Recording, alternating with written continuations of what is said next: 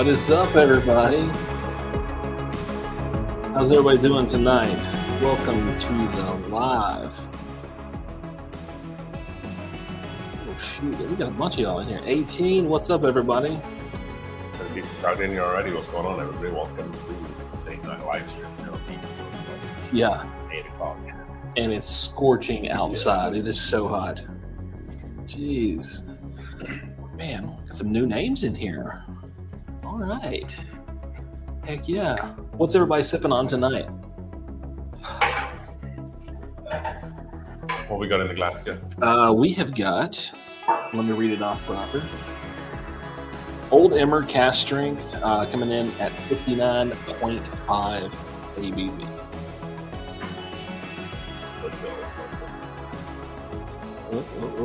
What'd you face?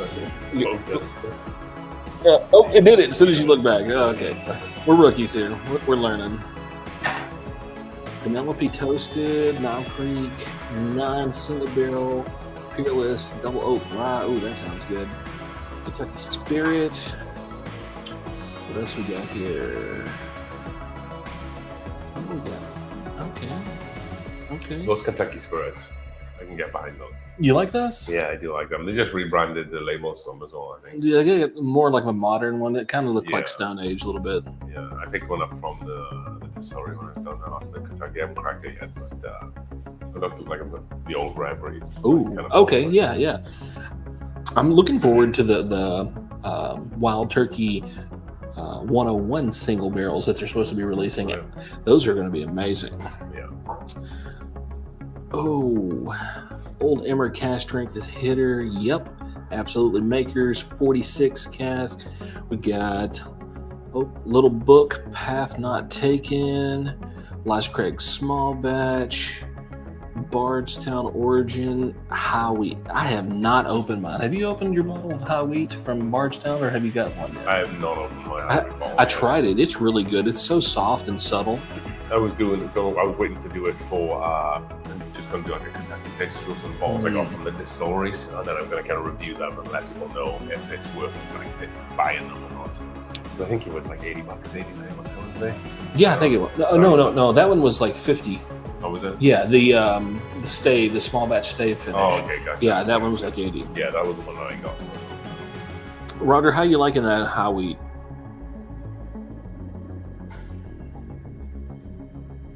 Yeah, this is my one of my first introductions. I think I had some of this. Was this the same one you brought to Kentucky? Was it the non-cast strength one? I don't remember if I brought it or not. I may have. Yeah, because this is the first time I've ever tried something Emma wheat one. It's a little different. It's very different. Definitely a little bit more like resiny, seedy. I think for this. Yes. I always feel like it puts off a little bit of cedar in the background. Yeah, I can see that. A little wood. Yeah. I don't know the age on it. I don't think anybody really does. Let me catch up on some of these. What do we got here? What's up, everybody? David Lee's in the house. Ken Rush in the house. Mark, Roger, John, Stuart, Steve, Lord of the Dram. Amanda's here. Aaron's here. William's here. What else we got here? Who am I missing? Here? Lord of the Dram. Such a fucking great name. That's a great... Yeah. That's epic. I'm here. You're here. Yeah. Apparently Dave's here. He was the first. Dave is number one. Straight in there. He's coming in early. This is a live stream. Oh, this is the best. Made in USA. Like, we don't see that on anything. What's this? Chinesium? Yeah. Yeah, this is a live stream as well, folks. So there might be a little slipping of the tongue, a little bit of language here or there, but it is a Friday night. Mostly there. Alcohol being present, so expect that to happen. Mm-hmm. Yeah, if your children are watching, please put your earbuds in at this time. I love it. Yeah. Oh, okay. Yeah. Well, looks like I'm gonna have to crack my High Wheat as soon as I get home. So I haven't had much experience with Bardstown. Really? Yeah, I'm slowly getting into them a little bit more. I got their bottle and formed at home, but there's so many of us. It's good. So I need to get that right. And some of the discovery batches that I've tried just now with the bars have been really good. I wasn't a big fan. I think it was like batch 5. That was like a pretty high Tennessee one. Yeah. I think there was a lot of Dickel in there. Yeah. But I tried the 4, and I think it was the 8 and 9. Great. And then, of course, the 12 is supposed to be, from what we hear, it's supposed to be really good. So did you try it when you were there? I tried it. No, they actually come out with like a new wheated bourbon as well now. I was hoping to try that, but shame to have given me is it at the Indian finished one, the Amaranth as well? Yeah. That was okay. It was good. It wasn't anything special though. So I get to try the Discovery 12, and for me, I felt it was like so overly turkey funk that I couldn't enjoy it. Which that's just me. I mean, everybody's palate is different. People do like that thing. Dave's here. Earl's here. What's up, everybody? Hey, just out of curiosity, everybody, drop in the state that you're from, because I like seeing where my viewers are from. Kind of gives me an idea where everybody's drinking and getting drunk on the weekly with us. Yeah, Dave's really Stone's Throw Away over in Orlando. Oh, shoot, man. It's a long throw. You know, if he wins the samples, we'll have to drop them off. Oh my gosh, you know what? If my wife is hearing this, honey, I need my sample case. She's watching it. So, should we announce some of the samples that we are giving away? Yeah, let's announce. I'll let you go first, and then we'll man, English is hard.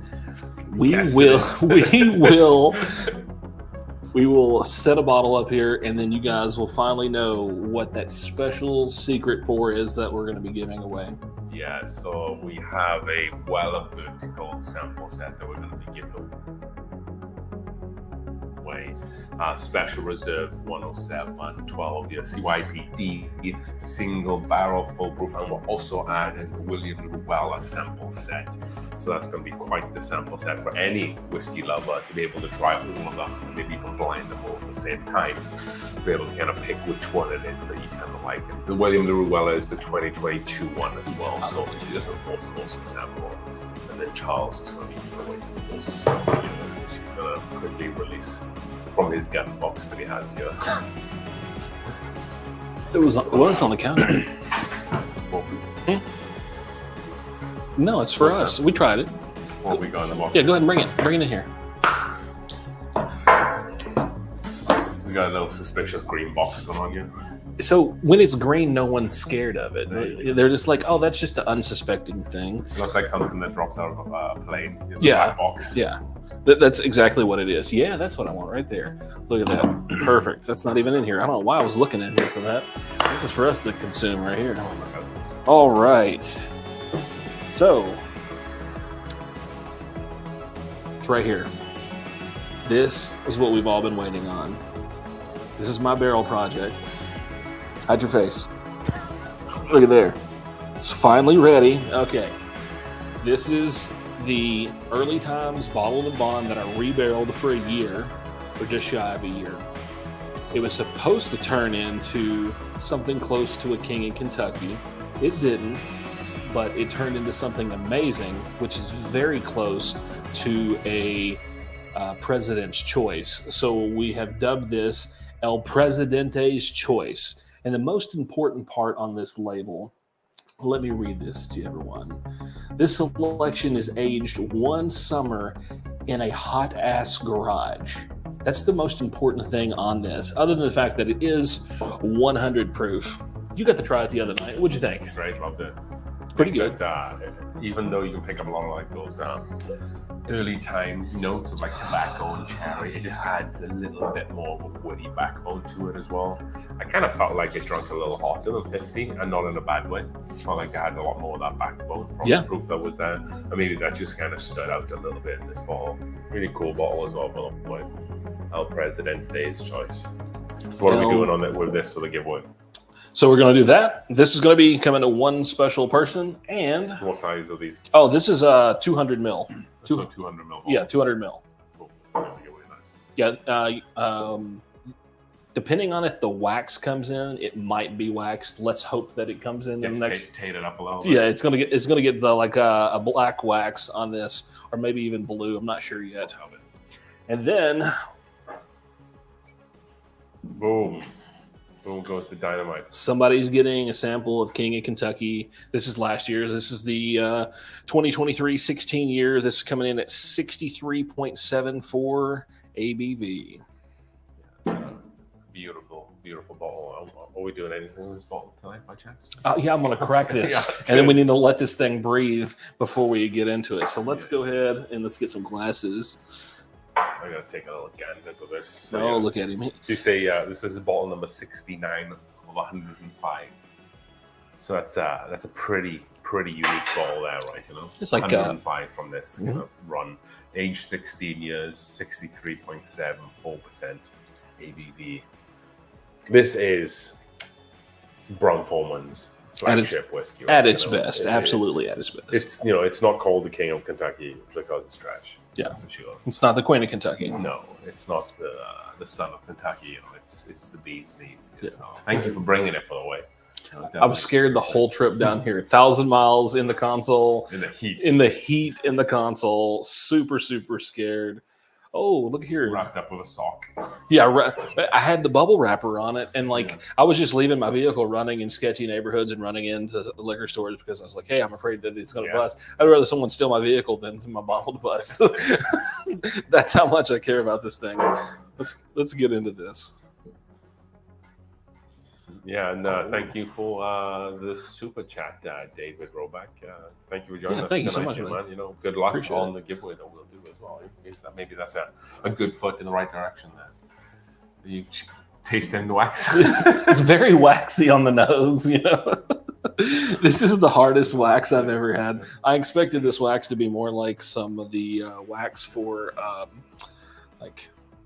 what's the other company that uses wax? Maker's Mark? No, the other one. Knob Creek. Knob Creek. Yeah. Okay, I'm getting somewhere. Are you going the wrong way? I mean, is anybody in here that's opened one of these correctly? Oh, here we go. Now we're getting somewhere. No, that was just my knuckles popping. I suck. Oh, no, that's something. So how do you remember when I opened the Doc Swinton's the other night that we had here? Yeah. Just turned out like a little bit. No, this... no, that's cool. So let's do a guess right now in the chats. How many minutes is it going to take me to open this? Whoever gets closest. Oh, no. No, too late. You had warmed it up even in this heat.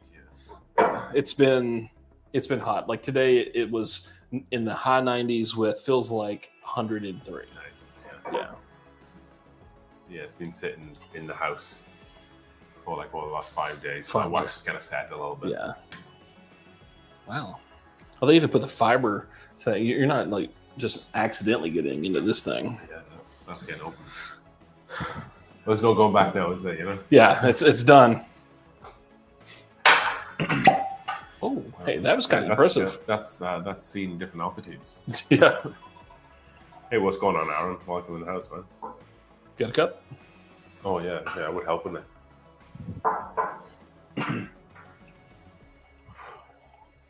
Thanks, my dude. There we go. She is open. Yes, one lucky person on this stream is going to get a sample of this. It's got a hell of a color to it. Yeah, this thing is dark. Yeah, beautiful bottle as well. Got a little on my hands.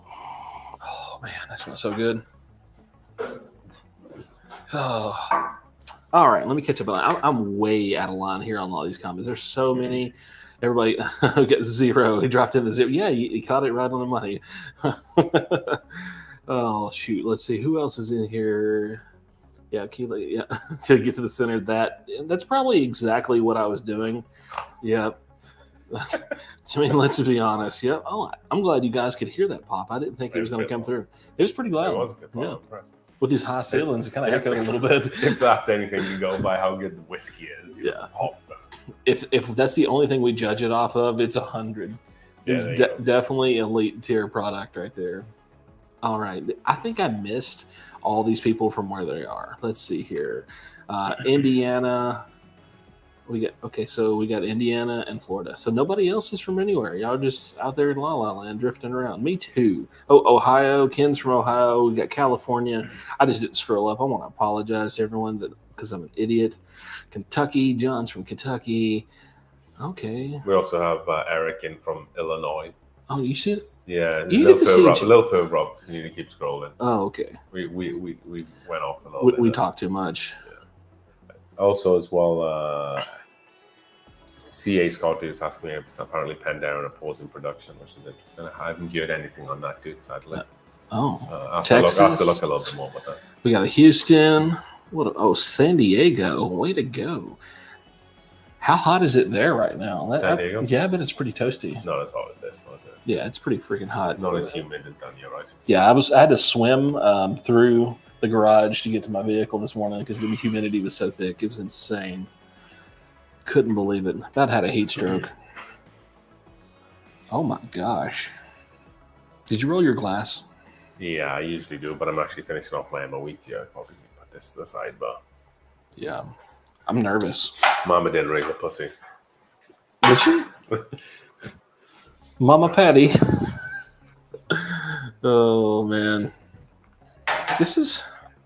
Oh my gosh, this is good. This Emmer wheat, if you guys have not had the Emmer wheat, you need to try this. This old Emmer is legit. $50 at Total Wines. And I have seen it pop up in other places, but at Total Wine, they've been doing like a $5 to $8 off, and that's pretty good. And then you also, if you get a case, which get the case, you get like an additional $5 off per bottle. So is it Total Wine exclusive? It's not exclusive to them, but I have seen it pop up in random stores. I don't know if they're going and buying it and then putting it in their stores. Because they sell it. Yeah, they're selling it. Yeah, I can see why I sell it. Like, what's the toasted like in the bowl?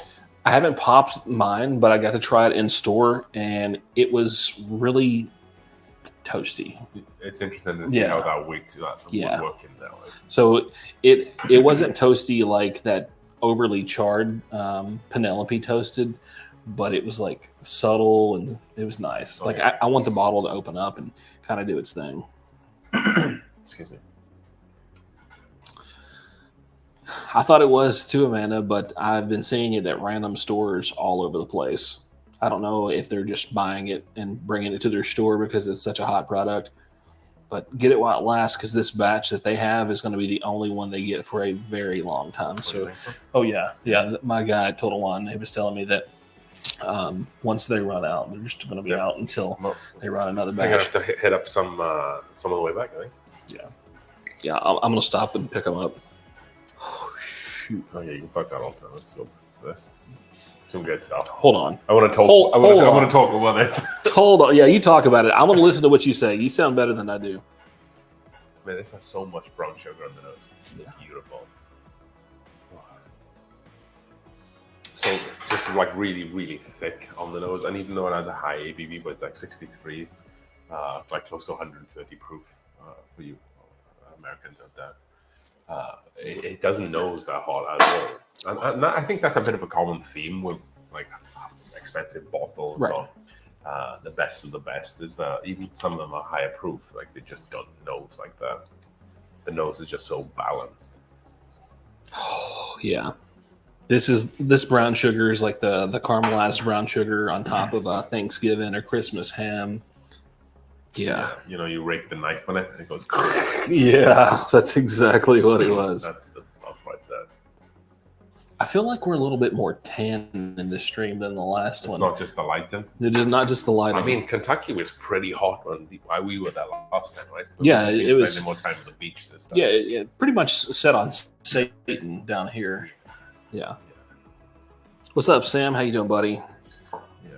We've just been doing a lot of fishing. We have done a lot of fishing. Charles caught some very nice fish today, I have to say. Caught some pompano and some redfish.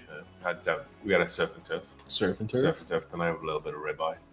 Some veggies. Grilled veg, yeah. I'm feeling that very complete stomach right now. You know, we have this to wash it down with the kid in Kentucky. You know, times are good. Right? Yeah. Appreciate it. Cheers, bud. Thank you to everybody watching at home as well. We appreciate it. Otherwise, we'd just be two guys talking trash on the deck to each other instead. In the back by the pool, yeah. I guess it can't be that bad. No, I guess not. All right, I'm in it.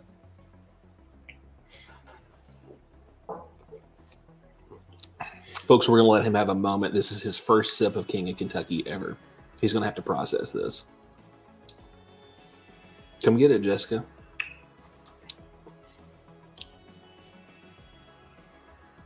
it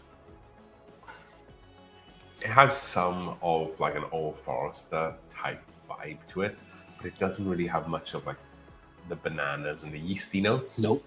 Like the yeasty notes I kind of get from Old Forester are more of like a Hefeweizen, like lager type of yeasty notes. But with this, you just don't get that much at all, and this is just pure sweetness. A lot of viscosity there, like maple syrup, new charred American oak, but also some toasted notes there as well. It's a little cleaner drinking than like an Old Forester.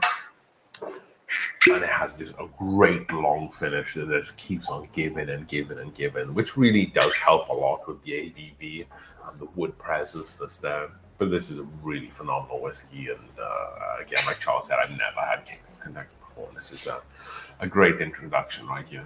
Mm-hmm. I was almost going to slam it when you give it to me, but I just couldn't do it. I didn't want to make you cry on the live stream. I wouldn't be the one that would be crying. It would be Lance. He would be rolling over, just crying on the ground.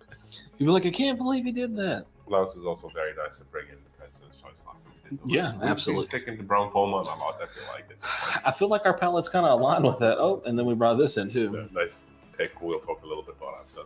Yep. Let me answer this one. John was asking about some big bull dolphins. No, we've been fishing from the beach. We did see some off coast today, though, didn't we? Different kind of dolphin. He's talking about mahi, big green fish. Oh, isn't it? Oh, yeah. It's code. So much It's code. It's code. It's code. No, we didn't have any of those. Some mahi. Yeah, some mahis out there. Big fish. I mean, like you can get some little minis. Why But do they call them bull dolphins? For those of us who are maybe not fish. I don't know. Anglers. I don't know. Okay. Yeah, there's no clue. My entire life, I've just known them as dolphin. When somebody was like, "You caught some mahi," I'm like, "No, these are dolphin." I wanted to argue with the guy about it. That's the first time I've ever get it. It happens, you know. Yeah. So I missed some snook. We had some snook cruising the beach this morning. Missed those. They just didn't want to have anything to do with paddle tail this morning. And yeah, so we ended up with pompano and redfish, and 2 semi-truckloads of ladyfish and your whiting. Yeah. Oh, yeah. Yeah. Yeah. There you go. Would you like to demonstrate with your hands how big he was? He was pretty big. I mean, like, it wasn't that big. It was, But 6 to 8 inches. No, it was. That was mine. it was like a small goldfish. It was like a beta male. Go back in and enjoy with the rest of the minnows. Yeah. Can you imagine that fish going back and telling his friends what just happened? Yeah, nice, like pretty looking fish though. Yeah, they're really good eating. If you can get some like 10, 12, up in some size, they're great. People like to fillet them and have fish and chips in the UK with them. Oh, really? Yeah, popular fish. But man, that pompano today, that would make hell of a fish and chips. That's crazy. Like battering that guy up. Big, nice, thick batter on it. Yeah, done properly. Maybe we have to try to catch some for tomorrow, no? Yeah. Knock a fish and chips together. Well, do you think it's the earlier fishing that might do better for us? Yeah, I think that if like you the midday, they're just they're not doing anything. Yeah. Who thinks that he should wake up before 9 o'clock on this trip and go fishing with me in the morning before the sun comes up? I mean, like I've had an excuse every day. But... You haven't really seen 6 o'clock except for the PM version of it. Apart from when I'm driving on the road, but that's about it. Yeah. What do we miss? Something. Ken wants to know what the keyword is. All right, so let me explain to everybody what the keyword is. Keyword is the way that we do these giveaways. Instead of asking everybody to make donations and come like that, I want to provide this to you guys 100% for free, no charge to y'all, so that we give these out of our own pockets and whatever money we make from YouTube, which isn't quite that much. Let's just be honest. They don't provide us a stable income. What about you? Stable income from YouTube? No. You have a full-time job? No. He has a full-time job. Yeah, I'm going to have 3 after this. No, so the keyword is we provide a keyword. You type it, put it in the comment section. As it comes in the comment section, so if you comment you're the first person to drop the comment, then you're person number 1. That's your number.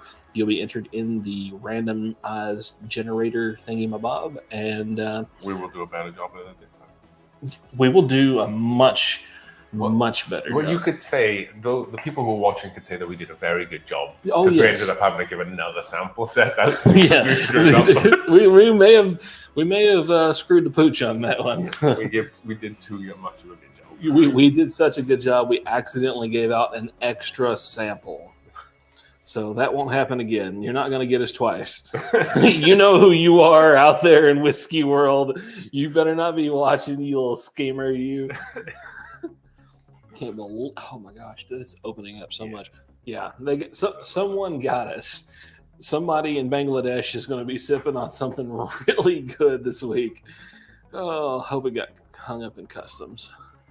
All right. Also some like vanilla cake notes there as well, like creme brulee. Like a nice hard creme brulee with that brown sugar on top. It makes me think of angel food cake, if you've ever had that. Is that like upside down thing? No, it's like biting into a fluffy cloud. Okay, I think I'm familiar with the cake. Yeah, we don't do fancy. Yeah, from like a grocery store. I mean, you can, but I typically make mine. Okay. Yeah, pretty fancy, in Kentucky. We have shoes too. We have Angel Delight. Angel Delight. You wouldn't even know where to start with this thing. It's like this cream that you make and then it kind of sets.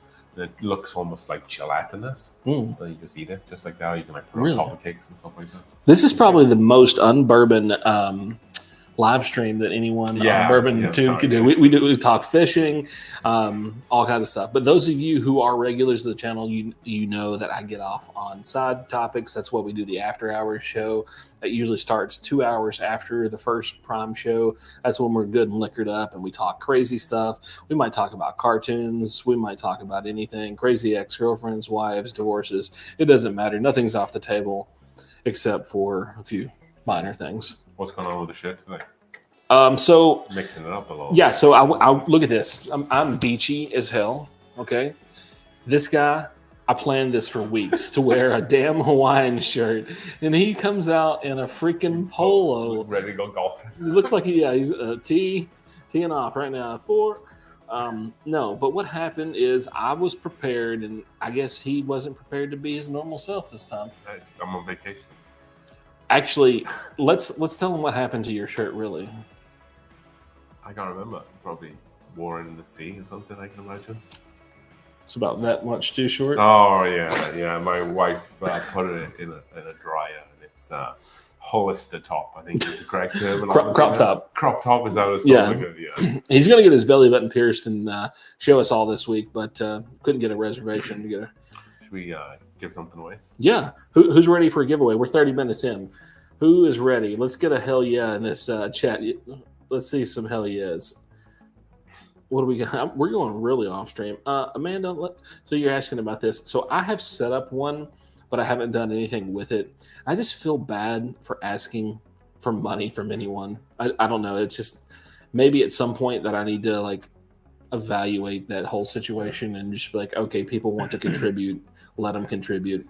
I think it also becomes a bit of a give and take as well. Like, it's a good way to have different stuff. Like I send out a lot of samples, which is awesome. Like some of the samples that I've been reviewing lately for my Patreons, they get a lot of some glassware as well. Yeah, and then early access to videos. So it's kind of, you're not kind of just like asking for money. It's kind of just you're providing an extra service on top of what you're already doing. I feel like if I do one, I'm gonna have to like dress up in a Christmas outfit and stand out in front of a Walmart and dingling a bell, like that bourbon dude, Salvation Army style. Yeah, all right. Patreon like struggling. Need to hook up outside the mall. So what are we giving away? Let's start off with my barrel project. Let's do that. 200 milliliters. 200. What is that in ounces? I have no idea. It wasn't on the Amazon description. They get me with that Amazon description. I think it's about 8 ounces. I think it's about 8 to 10 ounces. Is that what that is? That can't be 10 ounces. There's no way. So if there's 38 of you guys, so all 38 of y'all put y'all's heads together and be smarter than the two of us over here. He's over here praying. I think it's about 8 ounces. I think there's no way this is 8 ounces. Don't look at me. Maybe it's not 200 milliliters. What do we got? Can I get a hell yeah? Yeah, we got a hell yeah, David Lee. Every time I see a David Lee's name, I want to say David Lee Murphy because I just love that singer. little dust on the bottle. Before my time, I think. Oh, 6 ounces, like 6.8 ounces. See, look at that. So I got one of them, right? I said 8 ounces. Oh no, we got to be careful. 6.8 ounces. Everybody. Oh shoot, I'm clicking on the wrong ones. Where did it go? I lost it. Anyways, never mind. 6.8. 6.8. Yep. Thank you guys. We suck. We're not that That's clever. That's quite a bit. Yeah, it is. Yeah. It's a cool fancy bottle as well. Yeah. Got a little sticker. Yeah, it's basically like the President's Choice label, right? Yeah, I took the President's Choice label, put it into my editing software, removed everything other than the outer band and then this centerpiece here, and then rolled with that and came up with kind of a spin-off. Yeah, I like it. I think it's very fitting. Yeah. What's the keyword going to be, you think? That's a good question. You always struggle with keywords. Keywords is not my specialty. Like, if you want me to mouth off to someone, I've got that.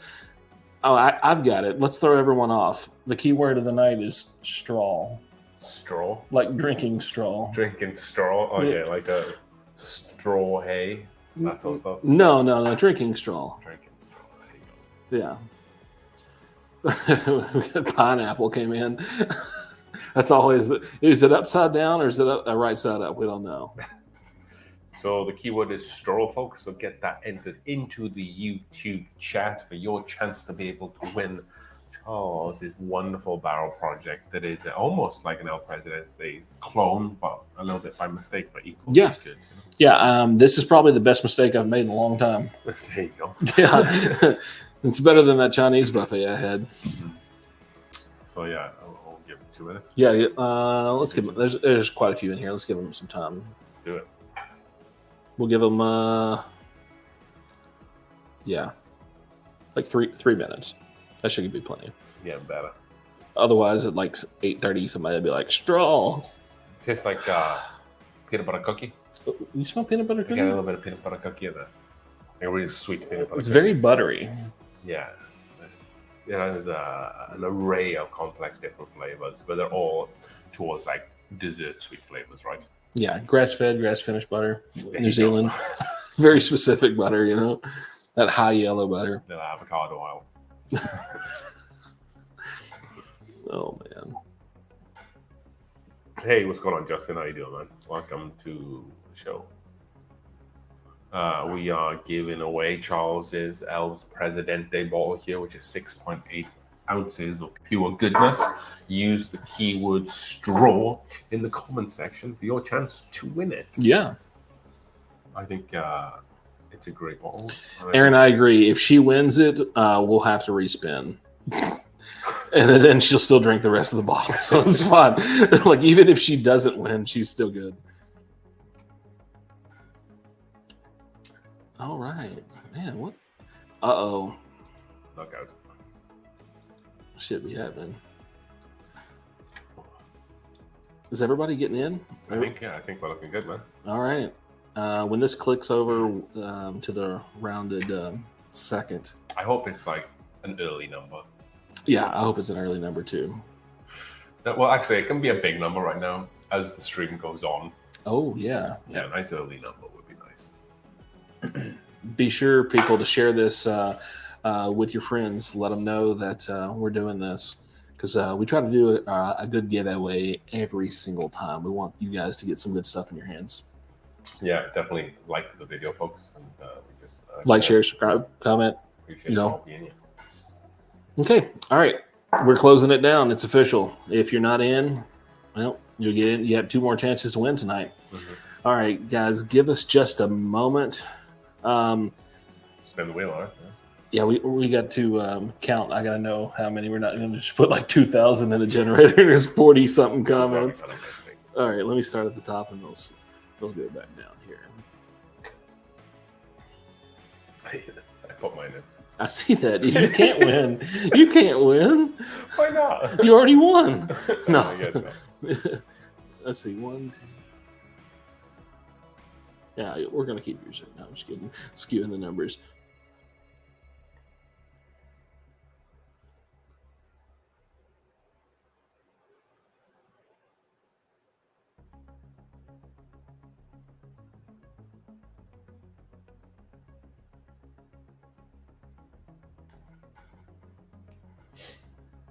Cool.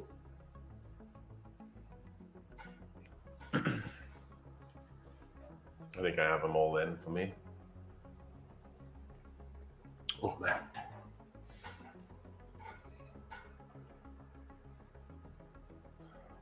There's this chocolate that we have in the UK, and it's got like this Jamaican chocolate, and it has like Jamaican spices with it, and like a little bit of rum. Kind of has some of that vibe to it. Mic's a little low. How's that sound? Microphone coming through okay for me, folks? Do you get that same amount?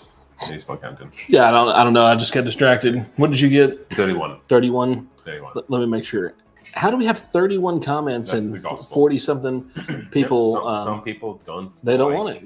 You don't want the good People stuff. don't want to win whiskey, which is fine. You know, some people here for the entertainment value, so that will grow from today's video, hopefully.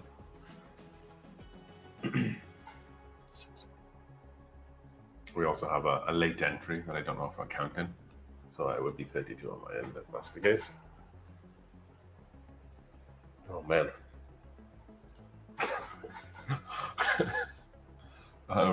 Yeah, we have a couple of late ones that snuck in through the back door, yeah.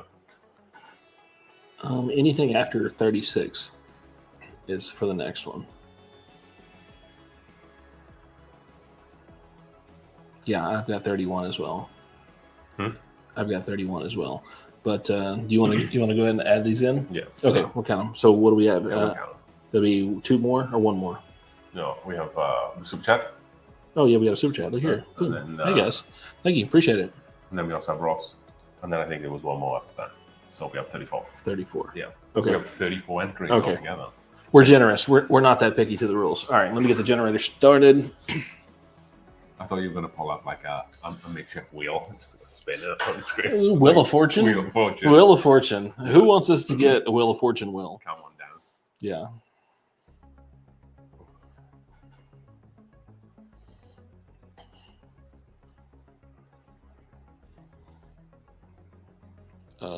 Reset. So one lucky person will win. Not this half-empty bottle, by the way. It will No, definitely going to be the half empty. Yeah, no, I'm just kidding. You'll get a fresh You'll one. get whatever's left in this bottle tonight. All right. Cool. Random generator is up. Guys, here we go. Let me get my finger. Make sure Good this luck, is y'all. Okay, hold on. Screwing it up. Right here. Oh, it was 5. Damn it. I'm cheap. Look, I got a freaking Priceline ad I had to go through. Ladies and gentlemen, this is sponsored by Priceline. How do you get rid of Priceline clothes?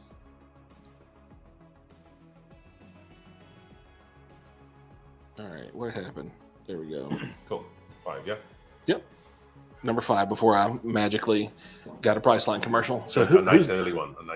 Yeah. Let's see here. I think it was 5.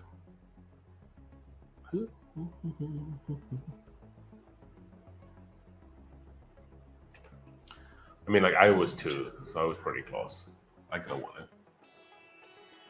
it. You got close? Yeah, I was 2nd.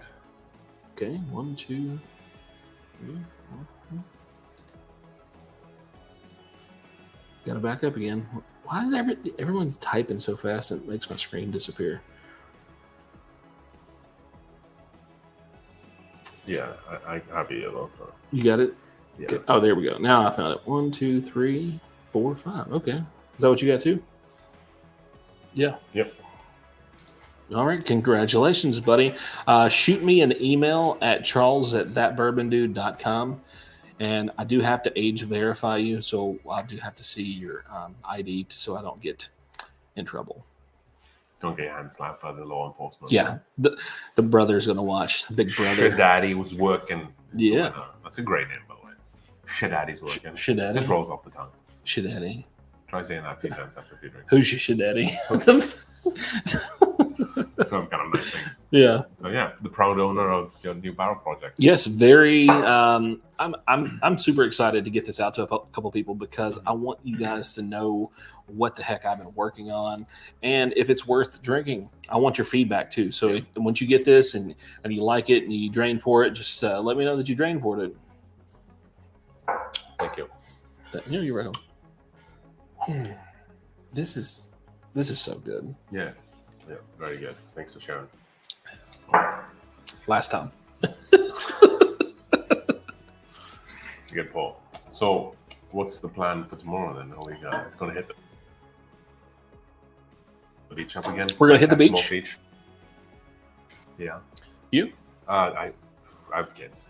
You do? Yeah. I haven't see noticed. If we can get out there, I think I'm going to have to drink some whiskey out on the beach. See how the hangover is tomorrow. Ooh, drinking whiskey on the beach. So let's pull out the magic sample box and see what we're having next. It's like the genie over here. Yeah. Clearly, we're not having this one. Evaporated. Who did that?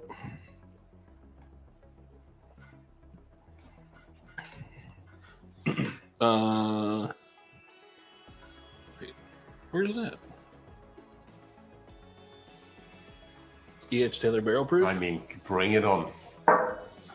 I mean, it wouldn't be rude just to put it in here. Oh, nice little bit of tobacco on the back end of that. Yeah. The only time I'll do this. Yeah, I feel disappointed. Man, that's so good. Do you know what barrel proof this is? That is batch 12. I do not recall the proof on it. If someone has a batch 12 E.H. Taylor barrel proof handy, please let us know what the proof is because I do not know off the top of my head. First time ever trying E.H. Taylor barrel proof. Well, tonight's a first. We're just popping cherries left and right. And they tell me about it. I know what I like and I kind of stick to it. Yeah. Damn. Hard shot of water. Did you talk a little bit about what future barrel projects you might be doing? Yeah, absolutely. So I will be refilling this barrel, and it will run for an additional year with early times in it. I will also be doing the same size barrel, which is a 20-liter barrel, and it will be filled with Benchmark Foolproof. And I am trying my damnedest to convince myself that I need to do Wild Turkey 101 and let it go. I think it will proof down, but the flavors are going to intensify. Yeah, I was going to say it's already a little spicy profile, right? Isn't it? Yeah. It could be a little touch and go, right? Yeah. So there's no telling. It could be like a lower proof version of like a single rick house. Oh, yeah. With the nice Why smoky. do you think it would proof down? So lower proof stuff like this early times went in at 100, it went all the way down to 80 proof, and then came all the way back up with the swing of the season. Yes. Oh yeah. It wasn't coming up fast enough. I was getting kind of concerned because I was like, we're like 2 months away from it being dumped, and it's only at like 89 proof. Well, I moved the barrel over in the garage where the sun was coming in and hitting the barrel. Poof, shot that proof right up. So the sun would just like come at us. Yeah, it's like an angel was shining his glowing light down on it. Yeah, definitely the angel share that, right? Yeah, the angel share. Yeah, my garage smells amazing, by the way. All that barrel, like drippings is all over. Yeah, it's great. That barrel's only going to be even more so tasty for the next project. Yeah. The full proof is 62.5%. The benchmark is, I believe. Yeah. Which is much higher proof. That's like probably you may be the only one that's watching this that knows what that means. 62.7. Yeah, so it's 125, ladies and gentlemen. All right. We're not in the the other side of the pond. ABV, right? Yeah, we're not in ABV land. Yeah, I always use ABV. I don't know why. I think proof has just been like an American term from like whenever it starts. I feel like it's more like prove it. Because it goes up to 200, but then ABV goes up to 100, so it doesn't quite make sense. Ooh, look at this! Just poured some Old Dominic cast drink. So I was I'm so close to pulling the trigger on an Old Dominic, and I didn't. And I settled on really, really horrible food instead of buying a bottle. And I regret that. I wish I would have bought the bottle instead of the food. Like, I think I would have got more nourishment out of the bottle than I did out of the food. What was the food? Really crappy Chinese food. Really crappy Chinese food. Yeah, I have a really bad problem with that. It's like a bad ex-girlfriend that just keeps coming around. Well, you just don't check the ratings. You just order Chinese food. Yeah, I knew something was wrong when the guy that took my money was a rat. I think that's beautiful. It was amazing. His little hands, his little hands hitting the button, so it's so huge. It's crazy. Oh no. Oh, you're not generic. Don't do that. You drink some good stuff. I'm the generic one. I'm over here crushing like JTS Brown $16 bottles, you know. I'm the generic guy. I drink I would say I drink my premium stuff maybe only 2 days a month. Oh, yeah. I really like my inexpensive stuff. So I have this like weird tick almost. I have this small shelf off to where I do my videos on the left here, and it carries about 8 bottles. And if a bottle lands on that shelf, it's usually because I want to drink it and I want to get it out. Not always a good reason. So I have to try to keep that shelf low. And I don't like stuff spilling over. So I drink mostly whatever's on that shelf just to try to get rid of it. That's where the Travelers landed, right? So the Travelers never made it to that shelf. Yeah. It was already out of the whiskey cove because I okay. bought it in Arizona. Oh, I drank like a third of that, and it never made it into the whiskey. Pour it into your gas tank. That ethanol. I did the review of the Travel whiskey by Buffalo Trace, so in Tempe, Arizona. Wow. But yeah, I never made it down into the whiskey cove. I think I give it around to a lot of people, and then I think I put it into like some sort of like whiskey blend. I think it was like a spice mix. Do you still have a barrel project going? Yeah, Midwinter Nights Dram Barrel Project. Tell them about that. That's an awesome idea. Yeah. So it's kind of like a clone, but better. And the idea behind that barrel project is let's make Midwinter Nights Dram great again. And I'm not saying Midwinter Nights Dram is necessarily terrible right now. It's still okay, but it was just so much better. And what made Midwinter Nights Dram good was how much of the older MGP distillate that they used to use. So then I got some of MGP's old distillate through old High West bottles. So I dumped them into the mix. And then I also put some new High West, the bottled in bond, into there. And I also picked up the new release by Bullet. So Bullet re-released 12-year rye, and that's their 95.5 rye, and that's exactly the same mash bill that they used to use, but it used to be 15-year, but that was the oldest one I could get. So I dumped that into it. But before I put that into the barrel, I put Tawny Port and French Port barrels in there for 90 days. Dumped that out, and now put that blend into it. I think it's going to be ready within the next month or so.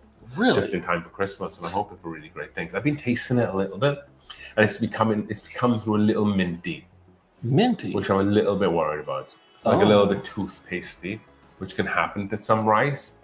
So Colgate? Colgate. So what I've done, no, not Colgate. So what I've done is I actually added a little bit of Canadian Alberta Premium to it. Have you tried Alberta Premium? No, I just have this whole thing about Canadian stuff must suck. Yeah, and I kind of somewhat share that consensus. However, the Canadian Alberta Premium cask strength is very good. I didn't even know they had and that. It's not very minty. It's a little sweeter, has some really nice rye notes. So I put like 10 ounces of that into it to try to round out some of that minty notes. So I'm hoping that with some more age, I'm hoping that it's gonna come up tops. But we'll see, wait and see. Just in time for Christmas. Talking about Canadian stuff, let's ask the group this because I'm kind of curious if I'm the only one that remembers Canadian Royal. It's like the sister bottle of a Eagle Rare. It's a Sazerac product. Yeah, do you remember that? It's exactly the same bottle, right? Yes, same bottle. Yeah. We have it in Colorado. Oh, we don't get that. Yeah. They stopped doing that for Kentucky. That's exactly what they say. It's the Canadian Eagle Rare, but it's 80 proof. It's 80 proof. Yeah, 80 okay. proof, 40% ABV, 80 proof.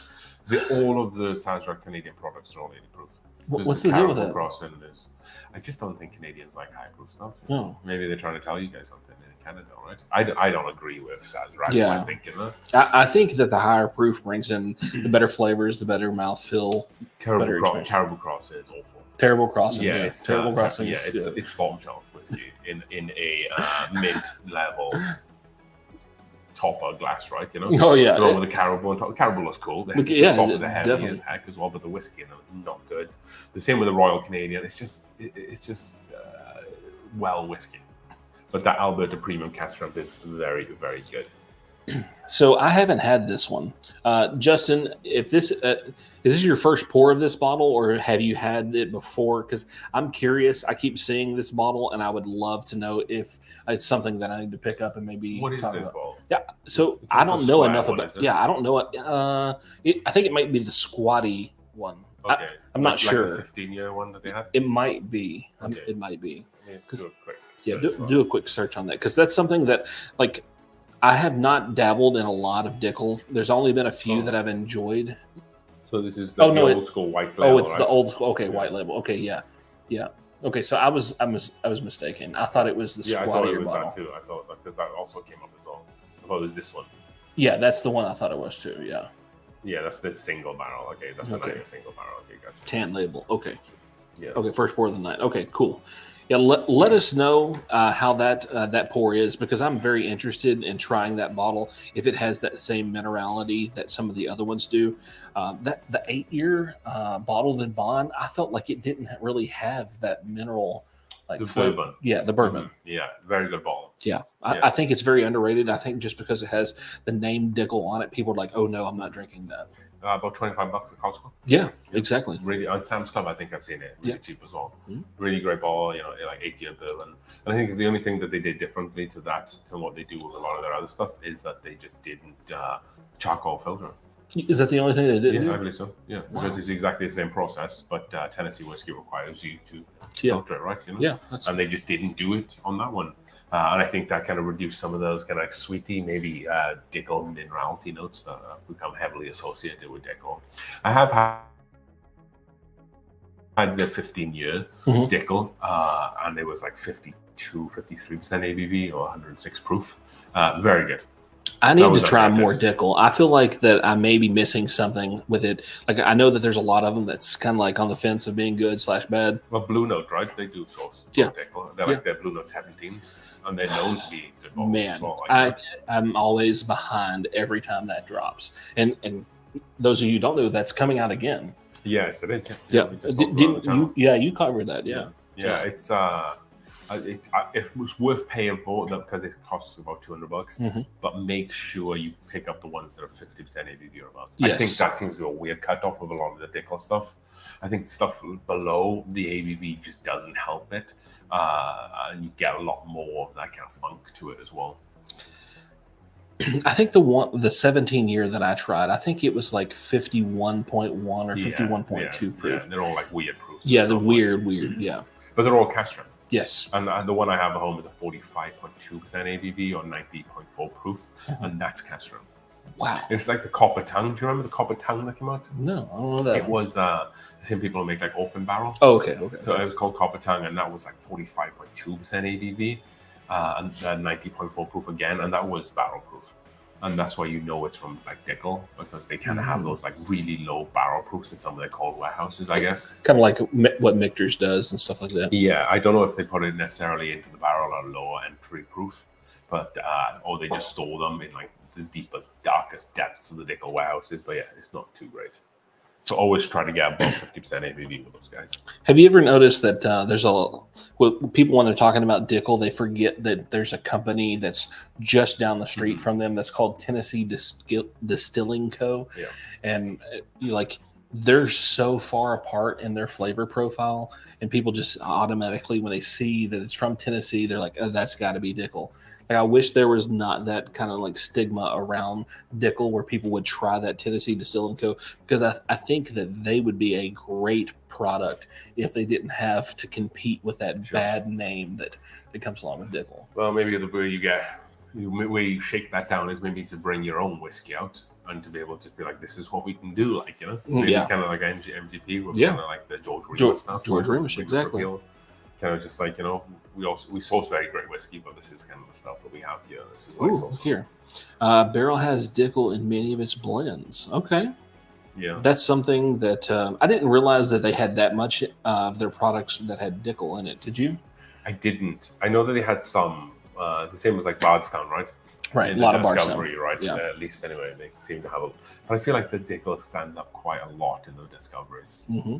Maybe it's just I'm not saying necessarily there's an easy and cheaper whiskey to get, but like you kind of get that feeling, right? Yeah, they need a filler, and that seems to be the cheapest filler. Yeah. You can get away with that a little bit. Like Talking about barrel, I've heard rumor that they're going to be able to start picking up some of Green River's distillate and adding into some of their stuff.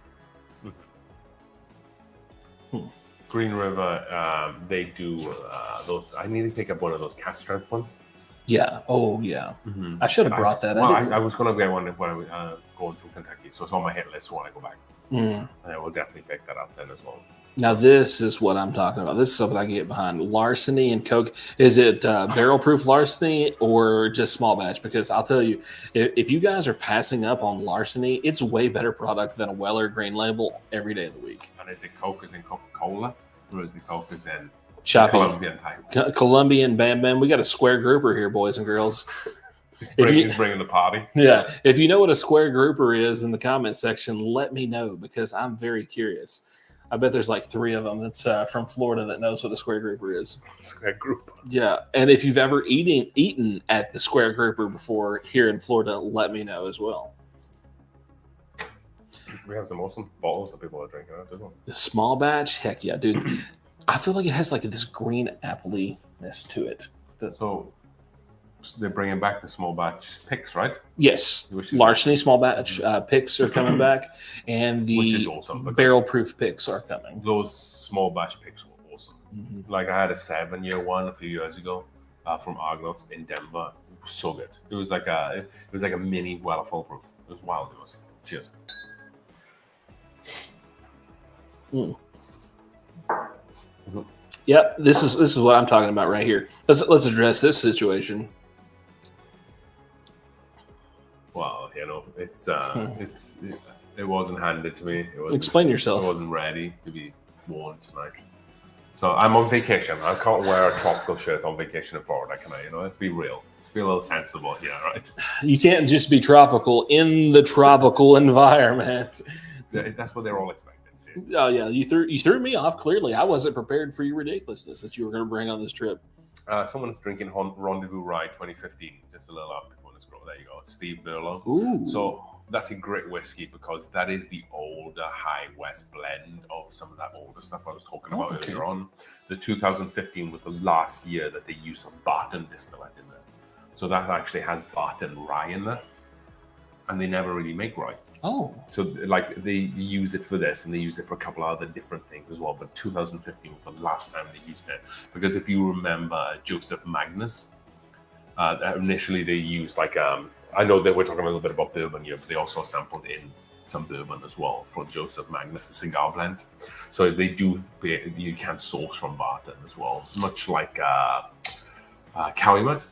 Or E.H. Taylor Straight Rye? E.H. Taylor Straight Rye. Yeah, that seems to have their DSP number. That's probably an important reason of why they stopped back in 2015 of being able to get convenient how that stuff kind of magically appeared right around that time. Yes, yeah, just kind of had it at the back end. Hey, we got this. Yeah, for anybody who's watching who like High West, I like High West Ryes, you really want to get pre-2015, and like Charles was saying, that Barton Rye. So good. Really, really good. Just like the new bottle that came out recently, right? The H. Taylor Barrel Proof. Right? Barrel Proof. When did it come out? All over Southern California. It's there. If you guys can make it to Southern California, which I can't because I'm on the opposite side of the universe, grab it, send it to me. I love you. Chip knows. He knows. Very important that you know what a square grouper is. What else we got here? We got, this right here. Green River Foolproof. Have you had it yet? No. I saw a bunch of pics when I was in Kentucky. And then I was going to get it from Bardstown. And then I forgot. It's like the last day I was in Kentucky. So I'm going to get it on my way back. Please. Should I get a pick or should I just buy the full one? No, you need both. They're massively different. And if you're going to, are you going through Owensboro? Or are you going back that way? I'm going to go through Bardstown. Okay, well, you'll have to go ish that way. If you can go to the distillery, their distillery picks are like honey We barrels. actually went through it Yeah. when we came out to Kentucky, but it was like a Sunday. If you have the opportunity to go there and they still have the barbecue festival bottle, that one, amazing. Like probably in the top 3 of theirs that I've ever picked up. Yeah, it's absolutely amazing. Yeah, Green River has kind of exploded recently, isn't it? Yeah, Green River is really taking off. Now that they have the financial backing coming from Bardstown, they're going to be able to do a lot more stuff. I was traveling through Kentucky and noticed that they have erected a bunch of new rick houses for Green River, so that's good. And then Green River announced, I got an email that they are going to do an expansion project. Was it at Green River or at the Bardstown location? It didn't say at what location it was at, but they are adding 100 acres to their property. I don't know if it's going to be there in Bardstown or in Owensboro, but that'll cumulatively be 400 acres of distillery property. That's crazy. Yeah. Yeah, we also did the Green River wheated and the Green River small batch. I thought were okay, but I definitely wanted to get to the foolproof. And it doesn't cost that much, right? Yeah, it's like $38, I think. It's wild. Yeah. We catch up on some of these. See a lot of square groupers. Yeah, there's lots of them. Oh, yeah, especially the 80s and 90s. That was the heyday of it. Yep.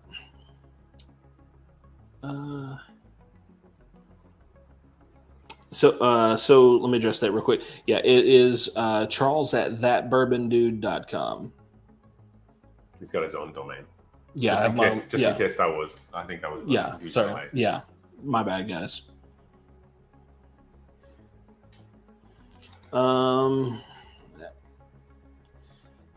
Yep, not everywhere yet in California. Yeah. So all the people that's been telling me about that about the E.H. Taylor Barrel Proof Rye, saying San Diego and Los Angeles, it showed up in the last 2 days. Check your Costco's.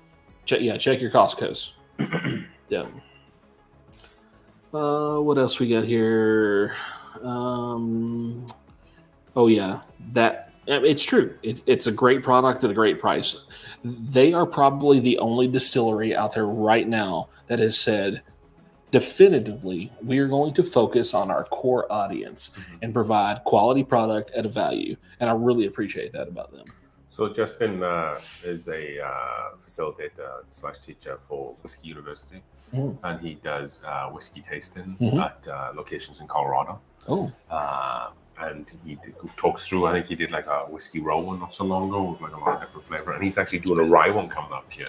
I don't know the exact dates, but maybe Justin can post them in the channel. Yeah, absolutely. Post those. Yeah, I'm hopefully going to be attending. That should be good. Yeah, look at you. Anytime we can drink some whiskey, you know. It's hard to turn down good whiskey. Yes, it is. Yeah. Oh, Meta Prometheus is back. Finally, did you get off work, buddy? Yep. Oh man, what else we got here? Well, yeah, it doesn't get much to that Green River Meta Prometheus was saying in his areas. Yeah. Okay, here we go. Ooh, what is this? Why didn't it work? There we go. Rye whiskey. Oh, there we go. So, yeah, there you go. Yeah. That's in Thornton, Colorado. Yeah. Thornton, Colorado. I don't know. You remember what that is? I don't know where that's at. Metro area north. I think like 120th and I-25. Okay. So like definitely on the north side. I think it needs to happen. Go ahead, do it, bud. Do it. ABC in Florida has Green River Foolproof right now. I didn't even know they had it. Well, tomorrow we can make sure you get some. I went there the other day. I went there a couple days ago. They told me when the guys told me that they do drops on Tuesdays. Oh, what did you get today? Or was it yesterday you got that bottle? Oh, Baker's 13. Baker's 13. It's just called Baker's 13 when I was down here in Fort Myers. Yeah. Was it Walmart in Fort Myers? They had a few on the shelf. Yeah, just sitting on the shelf. They had like 5 deep. They were about 5 deep on the shelf. Just chilling. Yeah, you just don't see those at all in Colorado. The Baker's 13. we talk about the Baker's 7 a lot on the channel. But Baker's 13. I think they said, it's obviously at least 13 years old. And, if they put in like 8 years in the Baker 7, then who knows what age you get in that. Because I don't know what else they would use that distiller for. Because it's not Knob Creek. No, it's not Knob Creek. It's different to that. And the Booker's blends are all like 7 years old and stuff like that. Same with the Little Book. So one of our local stores had the 7-year, and the neck tag was 11 years, 7 months. Oh, sure. Yeah, and then nobody was buying it, and then it went on sale for like $29. And I was like, oh, let me go grab one. I showed up. They're all gone.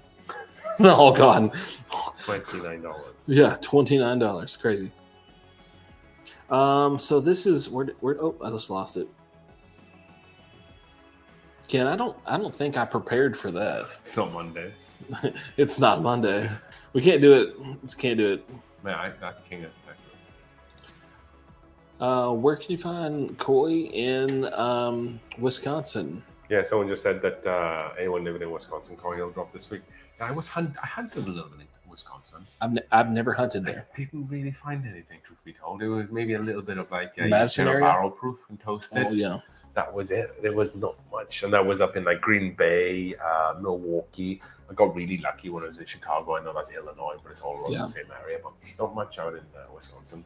I hear that the Wisconsin is very, very there's like a secret bourbon mafia that goes around and buys up everything for like private bourbon clubs. Yeah. Like a bunch of old dudes just get out early in the morning with a pocket full of candy and cash and then see what they can round out. Yeah. They got nothing else to do. Yeah, I guess not.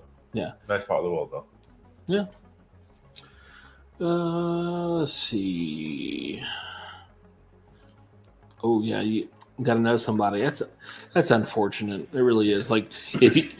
So everyone preaches on YouTube, you need to build relationships with stores. But I have a theory, and I want you guys to let me know if I'm just completely off kilter on this. How many of you think that these stores are sick and tired of building relationships with people? Because this has been going on now, this bourbon boom, since basically 2013, and they're relationshiped out. They have got all the ties and connections that they're going to be getting, and to get in new with a new store is virtually impossible. Yeah, there used to be a time where people would just like talking whiskey and talking about allocated stuff with customers, but now it's just like you try to spark up conversations with people. They don't really have the patience anymore. They're burnt out. Conversation about 1,000 times, right? You got a Blanton's? But even then, even though you try to have a regular conversation with people, it's kind of just like, okay, it's really hard to be able to establish those nowadays.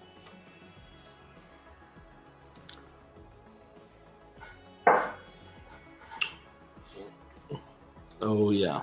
Yeah. Yep, totally agree. Oh, here we go. Look at this.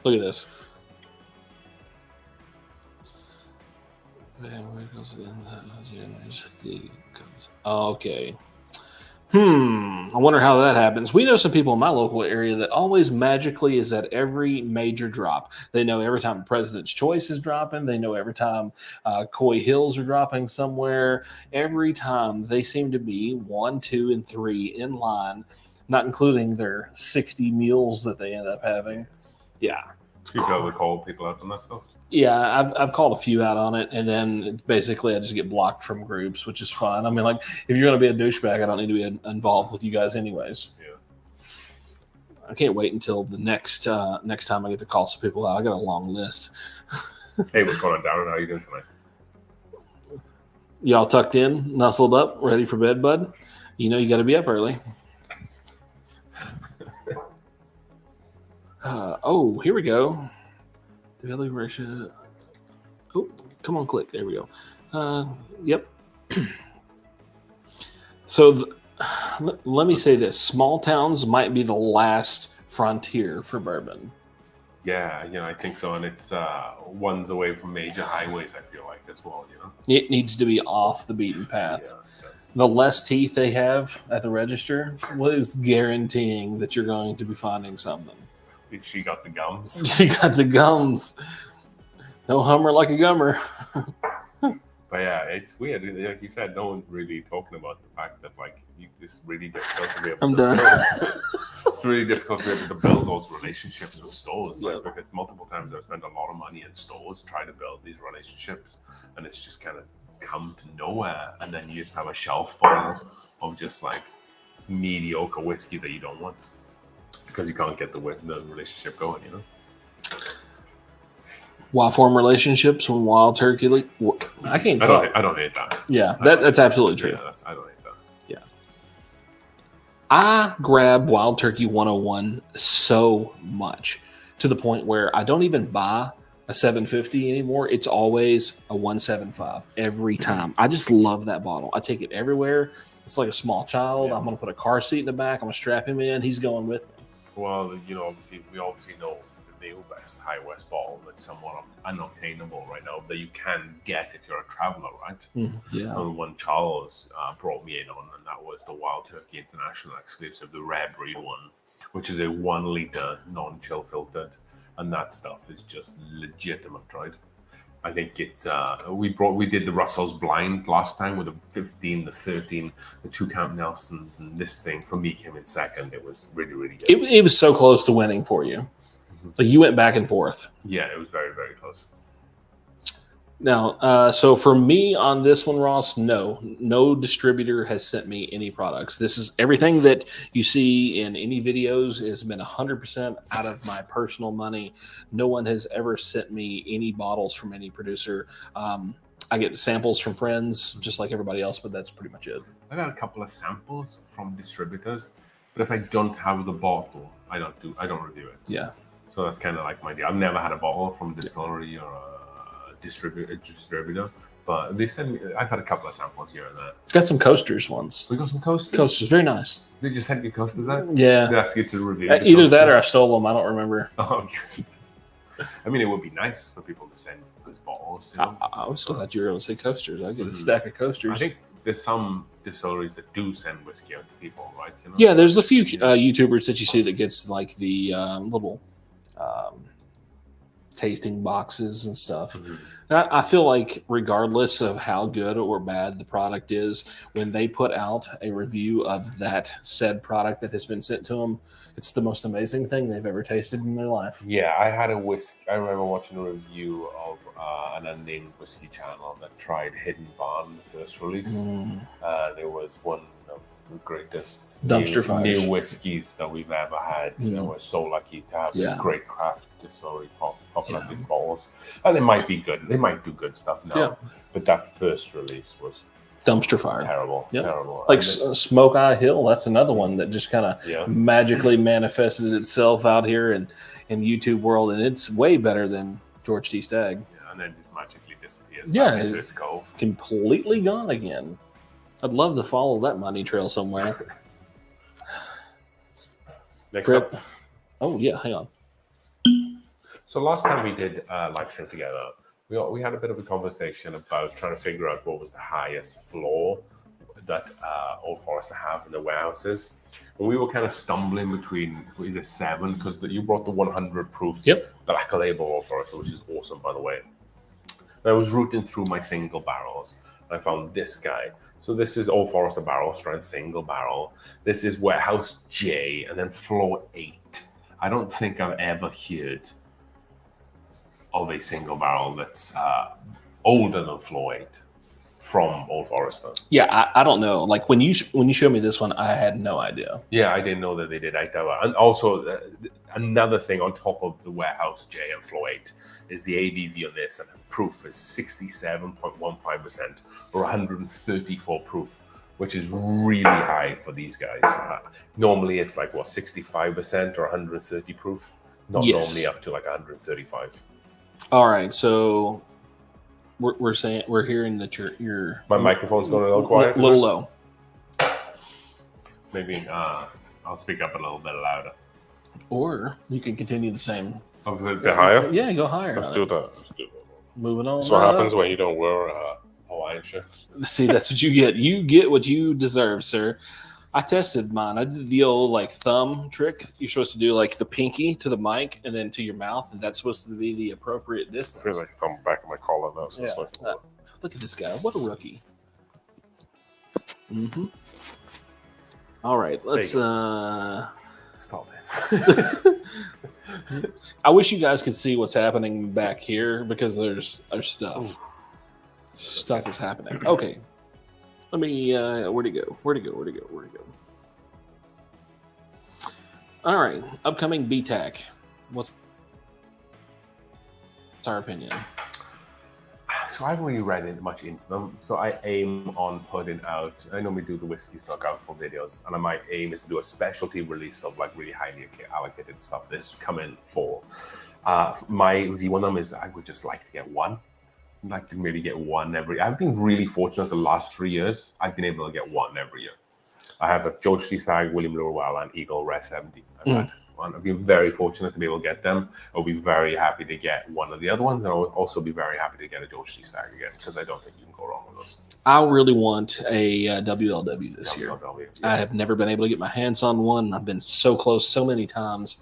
I've always been like 1 or 2 out of position in line, or when I get the call, someone had previously like the call before me on the call list. Oh no, they got this, and then I'm not complaining about what I got. I'm very thankful for it, but man, I really, really want that. I've only had 2 pours of it ever, and it was very, very good. Need to make your way out to Colorado, man. I have about 2/5 of a bottle left.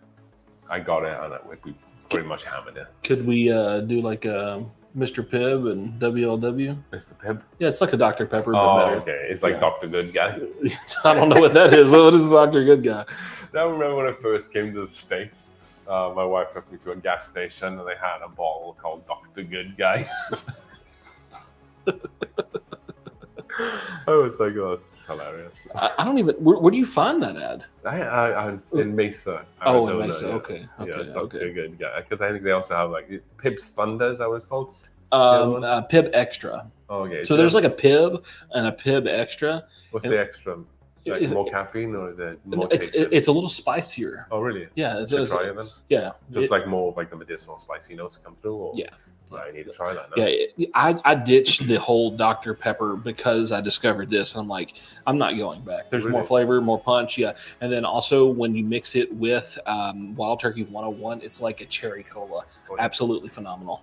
And I don't typically get a cherry cola note from my Wild Turkey 101s. Yeah. Cheer to you first. Yeah. Yeah. Cheers. Yeah, this barrel select was from Molly's Spirits here out of Colorado. Like I said, 67.5%, which is like, again, really high ABV for these. That's the highest I've ever seen. I'm flow 8 as well. It was a little dry when we first tried it the other day, but it's kind of really responded and bounced back well. Always amazing to get something at retail. Something special, right? If you guys didn't see my last video, I kind of did like a what do liquor stores pay? So if you're not familiar, there was a price increase this year from Buffalo Trace. It was not from distributors. So there was like a $30 increase or $25 increase from previous years. It was $99. Now it's like $127 and some change. So it has went up. So what time is it? Time for a giveaway. It's time for a giveaway. Man, I've got the ads coming up again. I got ads. I got for leggings. So we have 2 giveaways left. We have the King of Kentucky sample. Then we also have the Well and Political samples. What would you like to do here, Charles? Let's let the crowd decide. Okay, there you go. We'll just see what stream comes up. What do you want to see, folks? Do you want to see the Well of Vertical sample giveaway now? Or do you want to do the King of Kentucky sample giveaway?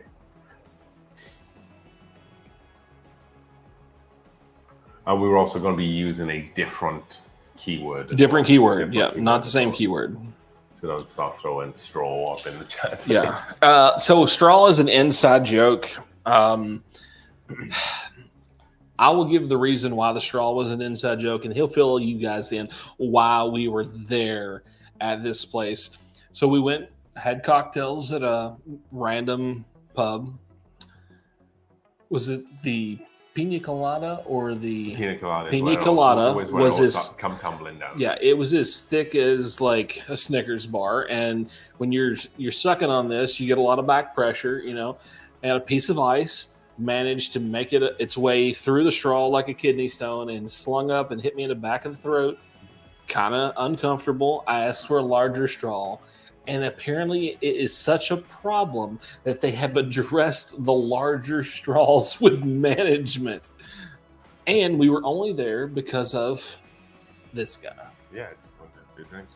What happened to your other one, your multicolored drinks? Oh, some of those other cocktails were rough. We had a few different. This place did two. We were at this bar. I can't remember the name of the bar. It's in Cape Coral. Duffy. Was it Duffy? Duffy. They'd have buy one get one free on every drink.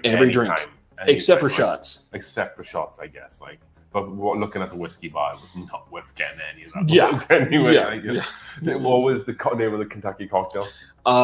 Kentucky Peach Blossom. And what whiskey did they use? Jack Daniels. I wanted to say something, but I was like, I don't think they would know that it doesn't come from Kentucky. Mm-hmm. There you go.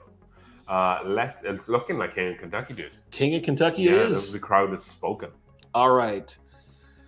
And the magic word is going to be, we're going to let you do this one. What was the name of that bar? Duffy. Duffy is the magic word. Duffy it is. Drop Duffy. Don't worry about spelling. We'll know. Yeah.